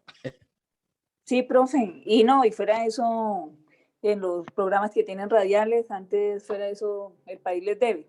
Antes, Ajá. ujú. Estamos igual que los nules. ¿Se acuerdan de los nules? Sí, claro, profe. Esas bellezas demandaron, demandaron y tienen que pagar la sanción, pero ahora ellos estaban, yo me acuerdo que en un artículo que salió por ahí en el tiempo alcancé que ellos estaban pidiendo que los iban a pedir una indemnización como de 1 billón de pesos, una cosa así. Entonces, esa es la famosa ley a veces que bendito sea mi Dios, ¿sí o no? ¿Estamos ahí? Sí, profe. Sí, señor. Bueno, muy bien. Entonces, ojo a esto. Ya dijimos que como una derivación de la ley, del principio de legalidad, pues está la ley fiscal sustancial debe ser preexistente al hecho que se considera grave, ¿cierto? Entonces, ya habíamos hablado de la ley tributaria sustancial, pero colóquele ahí algo que diga ley tributaria sustancial.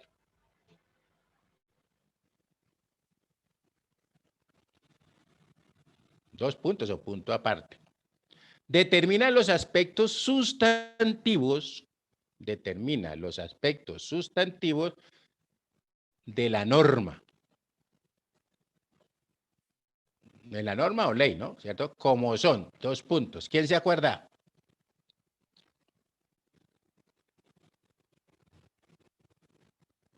Entonces, toca decir quién me acuerdo. Entonces yo. ¿Sí o no? Sí, profe. Entonces decimos, aspectos sustantivos de la norma. ¿Cuáles son? Entonces colóquele ahí una vez para que no se nos vuelva a olvidar. A, el hecho grabado. B, sujetos pasivos. C, base gravable. D, tarifas. E, otros aspectos temporales y espaciales de ese tributo. ¿Listo? Así de sencillo. Entonces no olvide el hecho grabado. ¿Cuál es el hecho grabado? Tener un carro, ¿cierto? ¿Quiénes son los sujetos pasivos? Pues quienes los tengan, quienes tengan el carro, por decir algo, ¿cierto? La base gravable, ¿cuál es? Los que tengan un vehículo que cueste más de 40 millones de pesos. La tarifa, el 1.5%, ¿cierto? Tiempo, ¿durante cuánto? No tiene vigencia, ¿cierto? Entonces, abierto. Y espaciales, ¿dónde?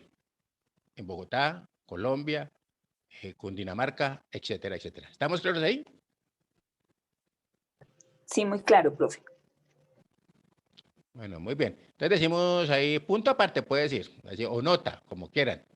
Es decir, que esta ley es la que crea el tributo y lo relacionado con ese.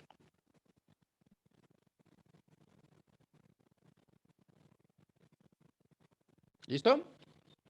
Muy bien, entonces miremos algo que diga, pongan un titulito que diga Ley Tributaria Procedimental. Ley Tributaria Procedimental. 2 puntos o punto aparte, como quiera. Determina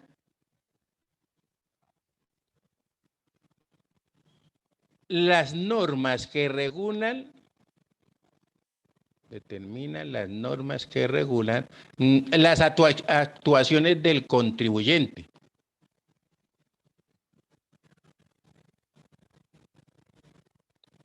Punto y coma. Como a las entidades estatales en cuanto a normas tributarias.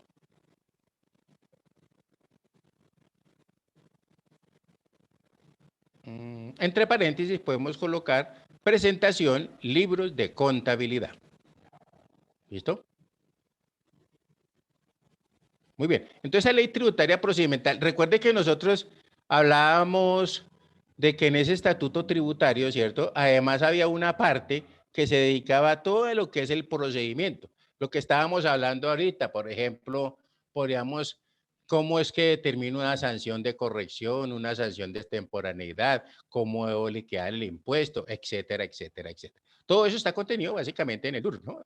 Lo que pasa es que si uno mira, generalmente usted, digamos, cuando emite los formularios, siempre copian la parte del procedimiento que uno debe seguir. ¿Para qué? Para poder cumplir. ¿Qué es lo que debo hacer? ¿Correcto? Y en el caso de que la DIAN o la Administración Tributaria tenga dudas sobre mis ingresos, sobre mis costos, ¿qué me va a exigir? Los libros, profe. ¿La qué? La contabilidad. Presentación de los libros de contabilidad. ¿Correcto? Entonces, para que tengamos ahí claro eso. Muy bien. Entonces, ojo a esto. Si nosotros observamos, ¿cierto? Pues hay muchas cosas que están anidadas con lo que es ese principio o ese derecho tributario, que hablábamos que no es solamente es hacer impuestos, porque eso pues ya sabemos que hay que hacer impuestos y también tenemos nuestra sesión de impuestos, pero que hay unas cosas que nosotros debemos conocer, ¿cierto? Y básicamente, digamos, la ley entre la 1607 y la 18 y la 1607, 1739, esas dos leyes tocaron, casi nunca la habían hecho, ¿no? De tocar el procedimiento tributario, y esas las tocaron, y eso es de, si mal no me acuerdo, es de como el artículo 550 en adelante, como hasta el 844, donde eso nunca se tocaba, ¿cierto? Pero esas leyes lo han tocado, y lo que hay, digamos, las nuevas leyes, la 1819, la 1943, incluso la 2010, cuando uno las lee, pues ve que se están tomando ciertos apartes, aunque la 1943 tuvo la vigencia de un mes, digo yo, ¿cierto? Porque fue por el mes, ¿se acuerdan? Que dijeron que iba a operar solamente por el mes de diciembre y ya en enero salió la otra ley, ¿cierto? Obviamente, Sí, como claro. siempre, por vicios por Procedimiento. problemas del legislador, no nos digamos mentiras, ¿sí o no? Fueron puros problemas del legislador. ¿Listo? Muy bien. Entonces, espérenme un momentico, no se me escondan. Hasta ahí, ¿cómo vamos? Dejemos un titulito que diga Relación Jurídico-Tributaria. Pongamos ese título que a ver si termino lo de...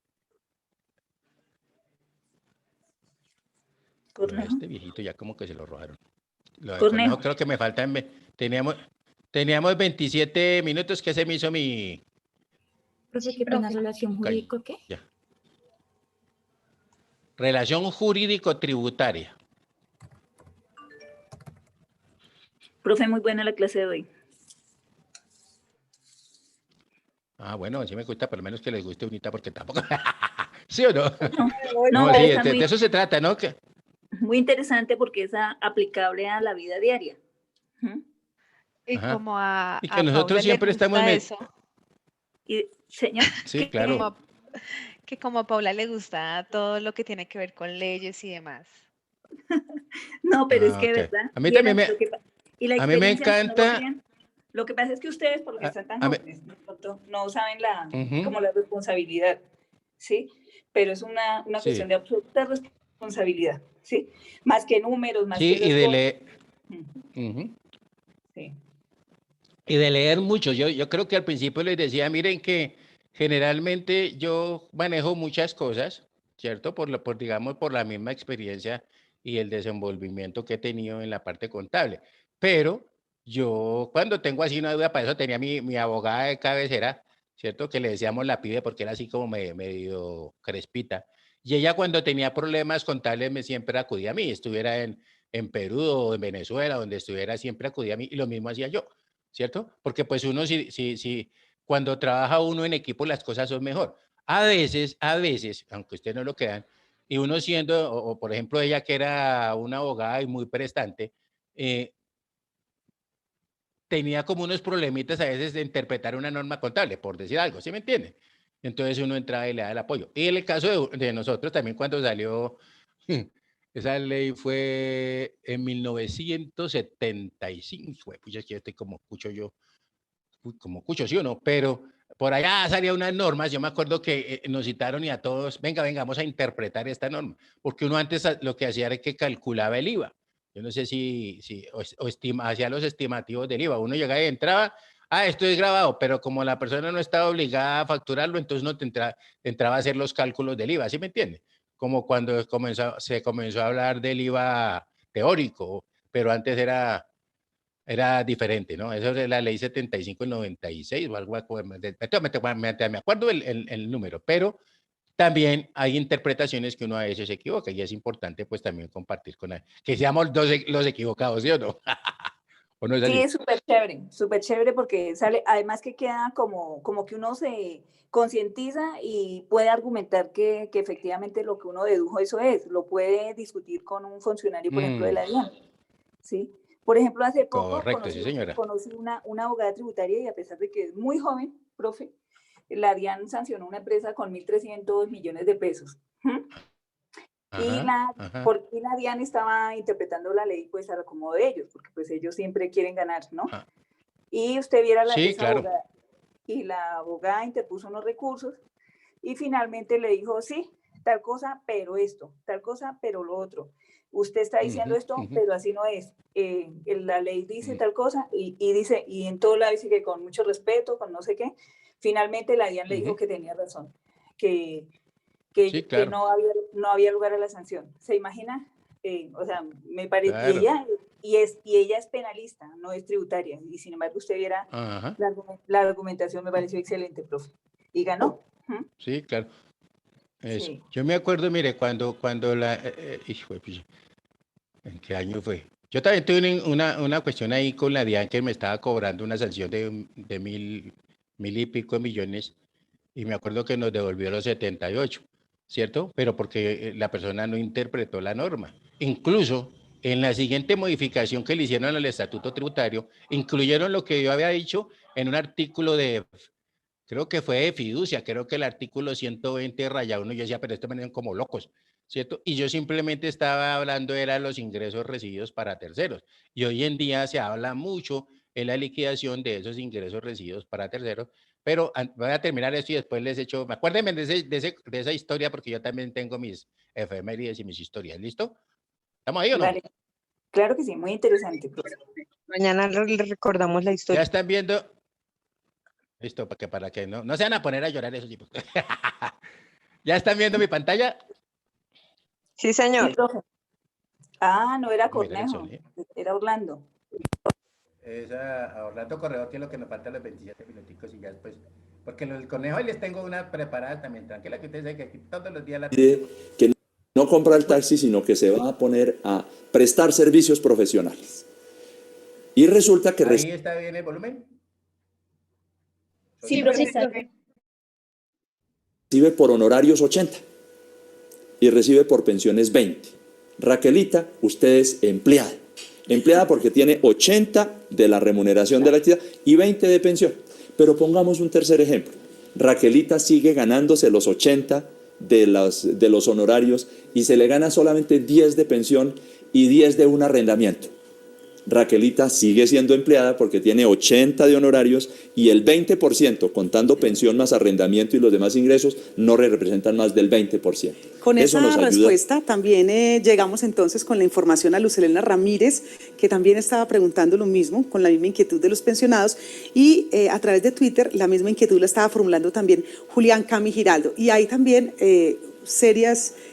varias, digo yo, inquietudes a través también del chat y de Twitter frente a los asesores de seguros. ¿Ellos vienen a quedar en cuál categoría?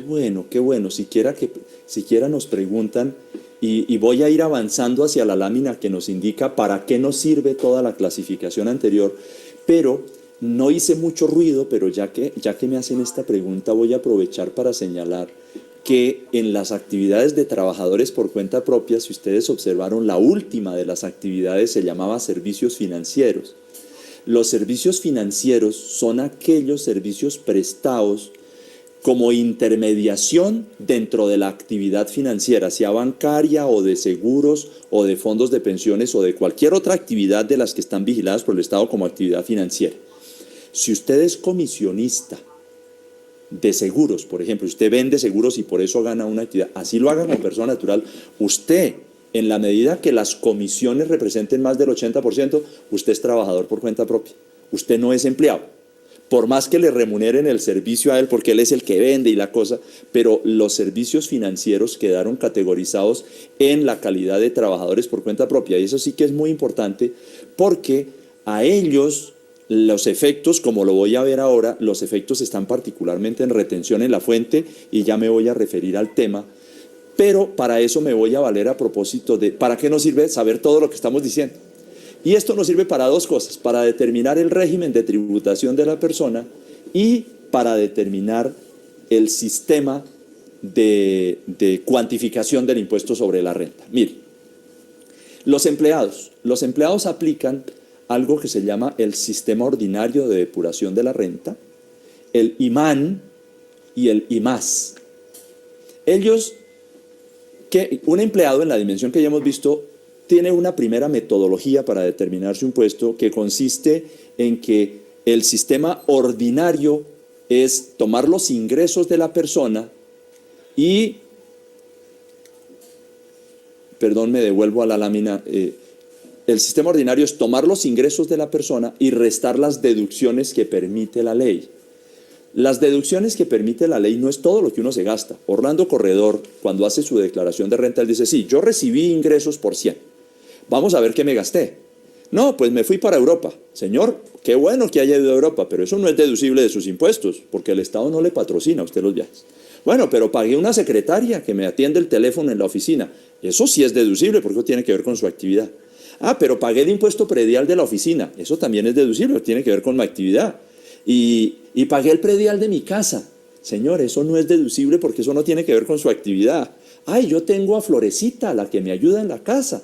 Eso tampoco es deducible, señor, porque usted presta su servicio y no necesita tener a Florecita para que le arregle la casa.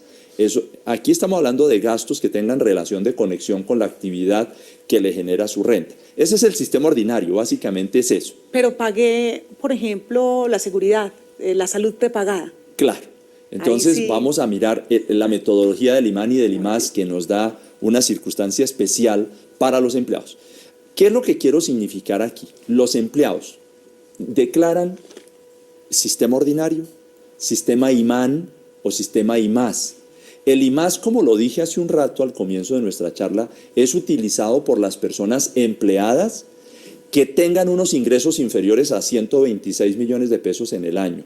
Es muy importante que usted sepa que si en el año 2013 usted resulta como empleado, calificado, cumple el 80-20, etcétera, y usted tuvo ingresos inferiores a 126 millones de pesos, usted puede presentar declaración de IMAS y no presentar declaración de renta. Pero si quiere puede presentar declaración de renta.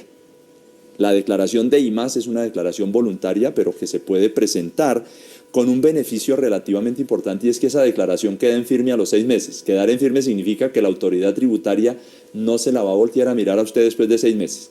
O se la revisan 6 meses o ya le quedó cerrada. El IMAN, por el contrario, es una metodología paralela que va dentro de la declaración de renta.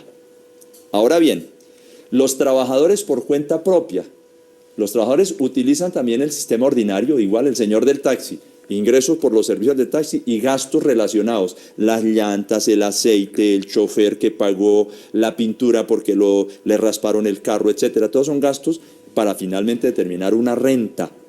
Estas personas también tienen la posibilidad voluntaria de presentar el IMAS, pero como lo apunté hace un rato y lo están ustedes viendo en la lámina, Los que presentan voluntariamente y más son los trabajadores por cuenta propia que tengan ingresos en el año inferiores a 724.707.000 pesos, cifra del año 2013. Y si usted no encajó en la primera ni en la segunda categoría, usted es persona natural. De las demás categorías, como el médico cirujano, por ejemplo, caso en el cual usted liquida su impuesto por el sistema normal, lo que veníamos haciendo tradicionalmente, y solamente saber que usted no hace imán y no hace IMAS. Simplemente se liquida su impuesto por el sistema normal de determinación del impuesto sobre la renta. Ahora, si me permiten, refirámonos a esta lámina impuesto de renta a los empleados, donde sale el monachito así con la mano como parecida a quien está dictando la conferencia. Muy importante que ustedes vean ese monachito, para que se acuerden del impuesto de renta a los empleados. Y aquí está precisamente el sistema ordinario, lo que les hablaba hace un rato. Aquí no es más que el resumen del sistema ordinario, donde usted toma todos los ingresos, resta los ingresos que no están grabados por disposición de la ley, y resta unas deducciones a las que me voy a referir de manera especial, porque si bien hace un momento les dije, tome los ingresos y reste los gastos que son deducibles, en las deducibilidades les dije son los gastos que tengan relación de asociación. Sin embargo, hay unos gastos que para los empleados son deducibles por mandato de la ley. Al ser deducibles por mandato de la ley, ¿cuáles son? Primero, los dependientes. ¿Quiénes son dependientes? Los hijos menores de 18 años o los mayores de 18 y hasta 23 que estén estudiando, eso sí.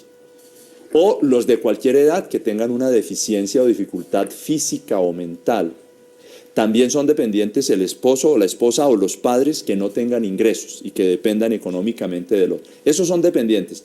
Yo tengo derecho a deducir de mi declaración de renta hasta el 10% del ingreso que me gano en el año por concepto de dependientes, con una limitante que está en 32 unidades de valor tributario, que viene a ser en cifras redondas unos 10 millones de pesos al año. Si yo me gano 100 millones en el año, puedo decir más o menos 10 millones por dependiente. Si yo me gano 200, queda limitada la cifra a ese tope. Pero es un cariño que la ley le da a los empleados para que deduzcan de su renta con la sola circunstancia de ser empleado, por supuesto. Cuando usted dice que tienen que ser estudiantes es porque se debe presentar esa constancia, digamos, matrícula. Por supuesto, tienen que ser el dependiente. Cuando son menores de 18 años, la ley simplemente dice demuéstreme que es menor. De certificado de nacimiento y pare de contar registro civil. Pero si el muchacho está de 18 a 23, tiene que demostrarse que está estudiando. Inclusive, les voy a dar un dato. De 18 a 23 tiene que estar estudiando, pero ya en estudios superiores o técnicos. No puede estar en el colegio. Si usted de golpe tiene la fortuna de tener un hijo de esos brillantes que terminan el bachillerato a los 19 o 20 años, de los 18 a los 20 usted va a tener una dificultad porque en esos 2 años no se considera dependiente por no estar en educación superior, sino estar todavía en el colegio. Ese es un dato curioso. No debería ser así, porque los hijos dependientes deberían serlo al menos hasta los 23 años, aunque estén en el colegio o en cualquier otra circunstancia, pero eso es una circunstancia de ley. Ahora, usted tiene derecho a deducir por virtud de la ley la salud prepagada. Si usted toma una póliza de medicina prepagada, tiene derecho también a deducir lo que paga por la póliza de medicina prepagada. Tiene derecho a deducir los intereses de vivienda. Tiene derecho también a los aportes obligatorios de salud y de pensión. Si usted hace donaciones, si usted expresa la generosidad y regala, usted tiene derecho a deducir eso de su renta. Es un acto de bondad que es deducible. Sin embargo, por favor, cuando usted haga donaciones, hágalas a través de una entidad que sea sin ánimo de lucro. Vaya a una fundación, a una corporación. No es a que usted de ahora en adelante diga, bueno, entonces el señor que me limpia el vidrio en el semáforo, entonces le doy los 200 pesos y esto va a ser deducible. No. La donación deducible es la que yo legalizo a través de una entidad formal. Cuando que tenga un certificado correspondiente. Por supuesto, ¿no? Miren, cuando usted va a un supermercado de estas grandes cadenas de almacenes, usualmente a usted le hacen una pregunta al final. ¿Quiere regalar los 20 pesitos? ¿Quiere regalar una gotica o como se llame? Y usted saca pecho y dice, claro, meta ahí 3 gotazas. Usted tiene derecho a que esa entidad le entregue el certificado y eso es deducible de su renta. Pida el certificado. No se quede solamente con el corazón diciendo yo hice el bien sin mirar a quién. No importa sin mirar a quién, mire que tenga el certificado porque es deducible de impuestos y es muy importante poderlo deducir. y otros gastos que tengan relación de causalidad, como ya lo expliqué. Los que son empleados tienen otra prerrogativa, tienen un 25% exento. Además tienen exención por los aportes que hacen a los fondos de pensiones. Hasta el 30% de lo que uno ahorra en un fondo de pensiones es deducible de sus impuestos a título de renta exenta. Eso es lo que llamamos el sistema ordinario. Al lado, como les dije, está el IMAN, en donde el IMAN maneja dos factores, uno positivo y uno negativo. El factor positivo incluye todos los ingresos y el factor negativo reduce esencialmente en la lámina que ustedes podrán estar viendo en este momento, reduce el valor de, entresaquemos de los que tenemos ahí, los pagos que usted hizo por seguridad social al empleado o empleada del servicio, el punto número 5 de esta lámina. Usted puede, los retiros de cesantías los puede retirar de la base del IMAN y los retiros que hace a los fondos de pensiones o cuentas de ahorro para el fomento de la construcción. Y no perdamos de vista el número 2, que son los aportes de salud, pensión y riesgos laborales, que si usted paga esos aportes, como dije hace un rato, a la persona que gana el millón de pesos le descuentan 40.000 de salud, ese valor va disminuido del IMAN, y lo mismo el aporte de pensión. Exactamente la misma lámina funciona para el IMAS. El IMAS funciona con las mismas características y, como ya les he dicho, el IMAS es voluntario y aplica para los empleados que tengan unos ingresos en el año hasta de 126 millones de pesos, sabiendo al final que quienes tengan esta situación no presentan declaración de renta, y ya les dije, la declaración de IMAS queda en firme al cabo de 6 meses. En esta lámina que ustedes ven en este momento hay un ejemplo comparativo solamente para animar a las personas a que declaren por IMAS, porque si usted más o menos se ganó 4 millones de pesos al mes, esta lámina le dice que usted debe tener más o menos un ingreso de 48 millones, sobre lo cual, si no hace nada, tendría que pagar 3.800.000 pesos de impuestos. Estas son cifras del año 2013. Que es la casilla de la derecha. La casilla del lado derecho que dice ordinario, es lo que llamamos el SOR, sistema ordinario. Usted tendría que pagar 3.800.000 sin hacer ningún tipo de planeación. O sea, esta persona que no tiene pago de salud, que no tiene dependientes, que no tiene intereses, que no tiene absolutamente nada, que no está en términos ahorrando reales, pensión voluntaria, o que no está ahorrando pensión voluntaria, tendría que pagar como 3.800.000. Por IMAS pagaría 66 millones. Lo que estoy queriendo significar es que esta persona no presentaría declaración de renta, sino presentaría voluntariamente IMAS, y en lugar de pagar 3.800.000 paga 66.000 pesos. ¿Qué diferencia? Sin embargo, es una diferencia importantísima, claro, para una persona de 4 millones. Obviamente, si ponemos una persona de 10 millones de pesos al mes, que me daría alrededor de 120 millones de pesos al año, esa persona tendría que pagar, si no hace ningún tipo de planeación, tendría que pagar alrededor de 25 millones de pesos, 24.693.000 en la lámina. Y si declara IMAS, tendría que pagar 9.800.000. Obvio, si esta persona planifica sus impuestos y hace aportes al fondo de pensiones hasta el 30%, tiene un hijo si no lo tiene, el 10% por dependientes, tiene salud prepagada o se endeuda y compra casa, es muy posible que de los 24 millones le lleguen a 5.600.000, que es la cifra del IMAN. Pero si lo pongo en términos reales, usted se ganó 120 millones de pesos en el año y no hizo ni aportes, ni hizo seguridad, ni tuvo el hijo, aunque se divirtió y toda la cosa, pero no tuvo el hijo, pues ¿qué va a pasar? Que usted tendría que pagar 24 millones de pesos de impuesto. Sin embargo, tiene la alternativa voluntaria y opcional del IMAS, que le dice, ¿sabe qué? Pague 9.300.000. La recomendación para esa persona sería, si está en esa situación, pague 9.300.000. Obvio, la recomendación real para una persona de esta clase es que tiene que hacer aportes, que tiene que tener hijos, que tiene que tener salud, educación, etcétera, para poder deducir lo que le permite la ley, con el ánimo de bajar su impuesto hasta el máximo posible. En el ejemplo de los 24 millones, bajarlo a 5 millones de pesos, que sería el impuesto mínimo. Esta lámina, para terminar, lo que les da es una indicación de más o menos cuál es la situación tributaria de un grupo de personas en donde yo creo que además puede estar al menos un 80% de la población del país. Ahí es porque definitivo estadísticamente bajar esa base de la retención. Estadísticamente, entonces. Correcto, estadísticamente más o menos un 80%, 90% de la población tiene un ingreso que no supera los 10 millones de pesos al mes. Y si le digo, lo más abultado está en la primera línea de nuestra lámina, que estuvimos viendo hace un rato, es decir, hasta de 4 millones de pesos, de tal manera que es bien importante saber por dónde uno se mueve, porque mire mi amigo, si usted se gana 4 millones de pesos al mes, usted sabe que con IMAS paga 66.000 pesos al año, entonces usted no se debe preocupar por planearse tributariamente. Es posible que usted ya la planeación la haga en términos, pero de planeación financiera, no de planeación tributaria. Entonces usted dice, sí, yo me gano 4 millones de pesos al mes, pero yo cómo me veo en el futuro, cómo me proyecto.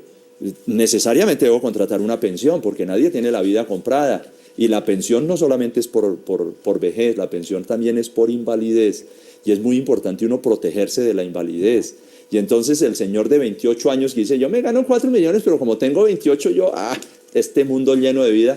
¿Quién sabe si a uno le pase un percance y mañana necesite una pensión de invalidez? Hay que tener la pensión, hay que hacer un ahorro en el fondo de pensiones, etcétera. Este tipo de cosas hay que planificarlas, pero ya no a la luz del tema tributario.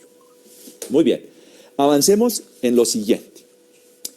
Ahora miremos quiénes están inobligados a presentar declaración de renta para ir ya perfilando algunas conclusiones.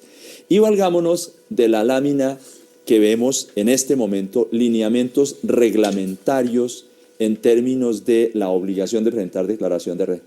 La ley ha determinado, la norma que desarrolló la declaración de renta ha reglamentado el tema siguiendo la misma categoría que hemos visto de los 3 grupos de sujetos. Los empleados, ya sean asalariados, trabajadores profesionales independientes u otros empleados, los trabajadores por cuenta propia y las demás personas naturales. ¿Qué ha dicho la ley? Mire, si usted es asalariado, dentro del reglamento de los empleados, sabemos que hay unos que son asalariados. Los asalariados, en la lámina siguiente, me indica que el 80% de los ingresos deben provenir de salarios, requisito parecido al de cumplir la condición de empleado. Usted declara cuando no cumple estos requisitos. Si usted cumple estos requisitos, usted no está obligado a declarar. Entonces, primero, si sus ingresos son más del 80% por salarios, si su patrimonio bruto a diciembre del 2013 es inferior a 4.500 VTs, es decir, 120 millones de pesos, si usted además no es responsable del IVA y los ingresos en el año son inferiores a 37 millones de pesos, usted no declara renta. Ojo con lo que estoy diciendo. Este es un test de asertividad. Si usted contesta sí a todas las preguntas, usted no declara renta. Usted dice, ¿mis ingresos fueron al menos 80% de salario? Sí, cumplió. Mi patrimonio bruto, los activos totales durante el año, mis activos totales son inferiores a 120 millones, sí, cumplió. ¿Usted no es responsable del IVA? Sí, cumplió. ¿Sus ingresos en el año 2013 fueron inferiores a 37 millones de pesos? Sí, cumplió. Cuando usted marca sí, sí, sí y sí, usted no presenta declaración de renta. Si alguna le falla, usted sí presenta declaración de renta. De manera que tal vez lo más importante aquí es conocer el nivel de ingresos, 37 millones de pesos. Si usted el año 2013 tuvo ingresos superiores a 37 millones de pesos, usted está obligado a declarar renta por haber superado el nivel de ingresos. Pero si tuvo 0 de ingresos, es posible que no esté obligado, siempre y cuando, por supuesto, cumpla los demás parámetros. El del patrimonio es muy importante. Si su patrimonio vale más de 120 millones, usted está obligado a presentar declaración de renta. Y me voy a valer de la lámina siguiente también para que, por favor, observen un lineamiento adicional que tiene que ver con las compras y los consumos. Porque es posible que usted no tenga ingresos, es posible que usted no tenga patrimonio, es posible que usted no reciba nada, nada de nada. Sin embargo, usted compra. Y usted compra con su tarjeta de crédito. Suelo contar la historia de una persona, el esposo de una señora ejecutiva de una compañía, y el señor no trabajaba, pero el señor tenía tarjeta de crédito y la señora obviamente le pagaba la tarjeta de crédito. Y él con la tarjeta de crédito obviamente hacía el mercado para la casa. Y con la tarjeta de crédito compraba distintas cosas, el televisor y etcétera. Cuando hemos hablado de la declaración de renta de ese señor que no hacía nada en la vida sino solamente gastar, llegamos a la conclusión de que él tenía que declarar renta porque sus consumos o compras habían sido superiores a 75 millones de pesos en el año. Porque resulta que nuestro legislador ha dicho que uno declara renta cuando hace compras o consumos en el año superiores a ese valor. Y voy a ponerlo en un ejemplo de la vida real, porque es que usted, amigo, usted puede decir, bueno, a mí este saco no me queda bueno porque yo el año pasado no me gané sino 30 millones. Mi patrimonio es la cama y el sofá, y eso me vale 20, entonces no está por encima. Y mis ingresos representan más del 80 los salarios, cumplo todos los requisitos. Perfecto, entonces chuleado, no se vaya a dormir todavía. Vaya y mire a ver si usted compró algo por su valor superior a 75. Y entonces usted dice, oiga, ¿sabe qué? Sí, claro, yo el año pasado compré un apartamento. Porque aunque yo me gano 3 millones de pesos al mes, yo pude comprar un apartamento. ¿Y cuánto le valió el apartamento? No, pues me valió 80 millones. Señor, usted hizo compras superiores a 75 millones de pesos. Por haber hecho esa comprita de la casa o del apartamento por 80, usted quedó obligado a presentar declaración de renta el año pasado. Puede hacer que este año otra vez diga, no, ya no caigo en la declaración de renta. Entonces, es muy importante que usted sepa qué compró. Y mire, otro dato, usted es de los que saca pecho cuando va a las grandes superficies y le preguntan, ¿usted tiene tarjeta de este almacén? Y usted dice, claro, mi número de cédula es 111111. Y allá le acumulan los puntos. Esa información va a la administración tributaria y la administración tributaria sabe lo que usted ha comprado durante el año.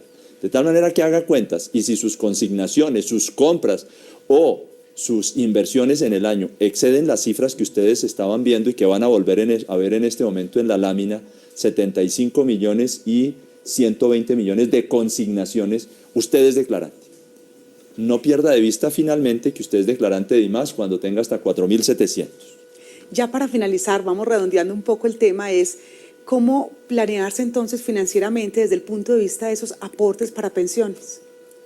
Claro, entonces, sabiendo que, por favor, ubiquémonos en la lámina de los fondos de pensiones voluntarias, porque ya usted sabe en este momento si está o no obligado a declarar. Y los requisitos que hemos visto son requisitos que aplican para todo el mundo, que no lo aclaré. ¿Usted es empleado? Perfecto. ¿Usted es trabajador por cuenta propia? Perfecto. ¿Usted es de las demás categorías? Perfecto. Raquelita, la pensionada.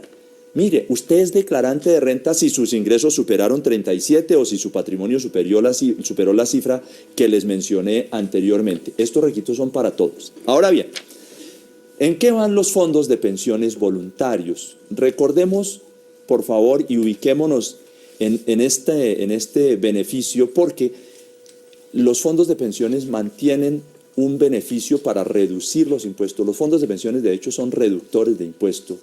Cuando usted ahorra hasta el 30% del valor de los ingresos en el año, con un máximo de aporte de 3.800 unidades de valor tributario, es decir, 101 millones de pesos, cifra para el año 2013. En el año 2014 usted podrá ahorrar hasta 104 millones de pesos y le representará beneficio tributario, lo cual quiere decir que si usted gana 100 millones de pesos en el año, usted puede ahorrar 30. Si usted recibe 500 millones de pesos en el año, podrá ahorrar 150. Pero con beneficio tributario se le limita hasta las 3.800 unidades de valor tributario, es decir, para el año 2014, 104 millones de pesos. Y son una renta exenta, son un reductor del impuesto. Me parece que lo más importante es saber que a estas alturas del camino, cuando uno mira estratégicamente su planeación tributaria, un elemento importante dentro de la planeación tributaria siguen siendo los aportes a los fondos de pensiones que mantienen el beneficio del 30% de determinación de los ahorros, sabiendo que uno puede retirar los aportes después de 10 años como regla general, pero importantísimo saber que uno puede canalizar a través del fondo de pensiones los ahorros con beneficio tributario y luego retirarlos para adquisición de vivienda. O los puede retirar Raquelita, la señora de nuestro ejemplo, a quien amablemente le mandamos nuevamente un resaludo. Raquelita recibe los honorarios y hace un aporte del 30% al fondo de pensiones, está ahorrando impuesto y además luego retira la plata sin consideración a los 10 años porque Raquelita ya cumplió los requisitos de pensión, es decir, de hecho ya está pensionada. O se pueden retirar también sin consideración a los 10 años cuando la persona fallece o cuando hay una incapacidad que tenga derecho a la pensión. Eso es lo que hay en relación con los fondos de pensiones a los que es bien importante adherirse para poder lograr aportes y ahorros, aportes del Estado en favor de los impuestos de las personas. Pues de verdad agradecerles a todas las personas que se conectaron a este streaming. De verdad que con un experto para estar contestando todas esas inquietudes y sobre todo mirando temas que sabemos que son de utilidad e importancia, pues para nosotros es un placer realmente haberlos acompañado, tener a Orlando Corredor Alejo aquí con nosotros, porque definitivamente es un tema que es importante tener cuidado, hacer una muy buena planeación financiera en este 2014 para que realmente aprovechemos todos los beneficios tributarios y las exenciones que hay por ley. Pues Orlando, de verdad que muchísimas gracias, y así de ameno usted nos hizo el tema, un tema que sabemos que es denso, pero que con esos ejemplos, con Raquelita y demás, fue muy agradable. Pues muy bien, muchísimas gracias por la invitación. Es realmente un placer poder haber podido interactuar con ustedes a través de esta vía, que es una vía bastante moderna, bastante interesante, muy fructífera. Ojalá hubiéramos podido tener más tiempo para conversar de otras cosas y haber resuelto muchísimas más dudas que se quedaron en el aire, desafortunadamente por falta de tiempo, pero desde aquí les expreso en nombre propio y en nombre de Protección el agradecimiento por el gesto que tuvieron de habernos acompañado abultadamente en este evento, y confiamos en que lo que hemos dicho sea de gran utilidad para ustedes. Muchas gracias. Agradecemos entonces a todas las personas que se conectaron a este encuentro vía streaming.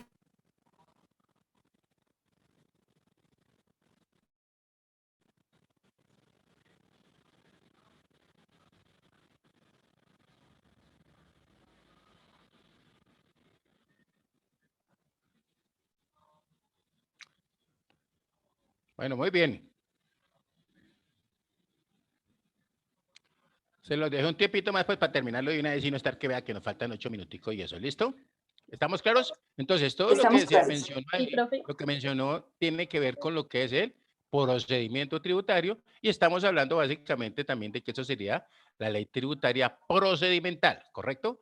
Entonces, es claro, pues vuelvo, repito, que la ley 1607 de 2012 fue la que se metió, la primera que se metió o tocó la parte procedimental que anteriormente no había tocado. Por eso, obviamente, si una persona tiene que presentar unas declaraciones de años atrás, pues tendrá que utilizar, ¿cierto? O hacerla con base en la legislación que estaba vigente en su momento. ¿Estamos?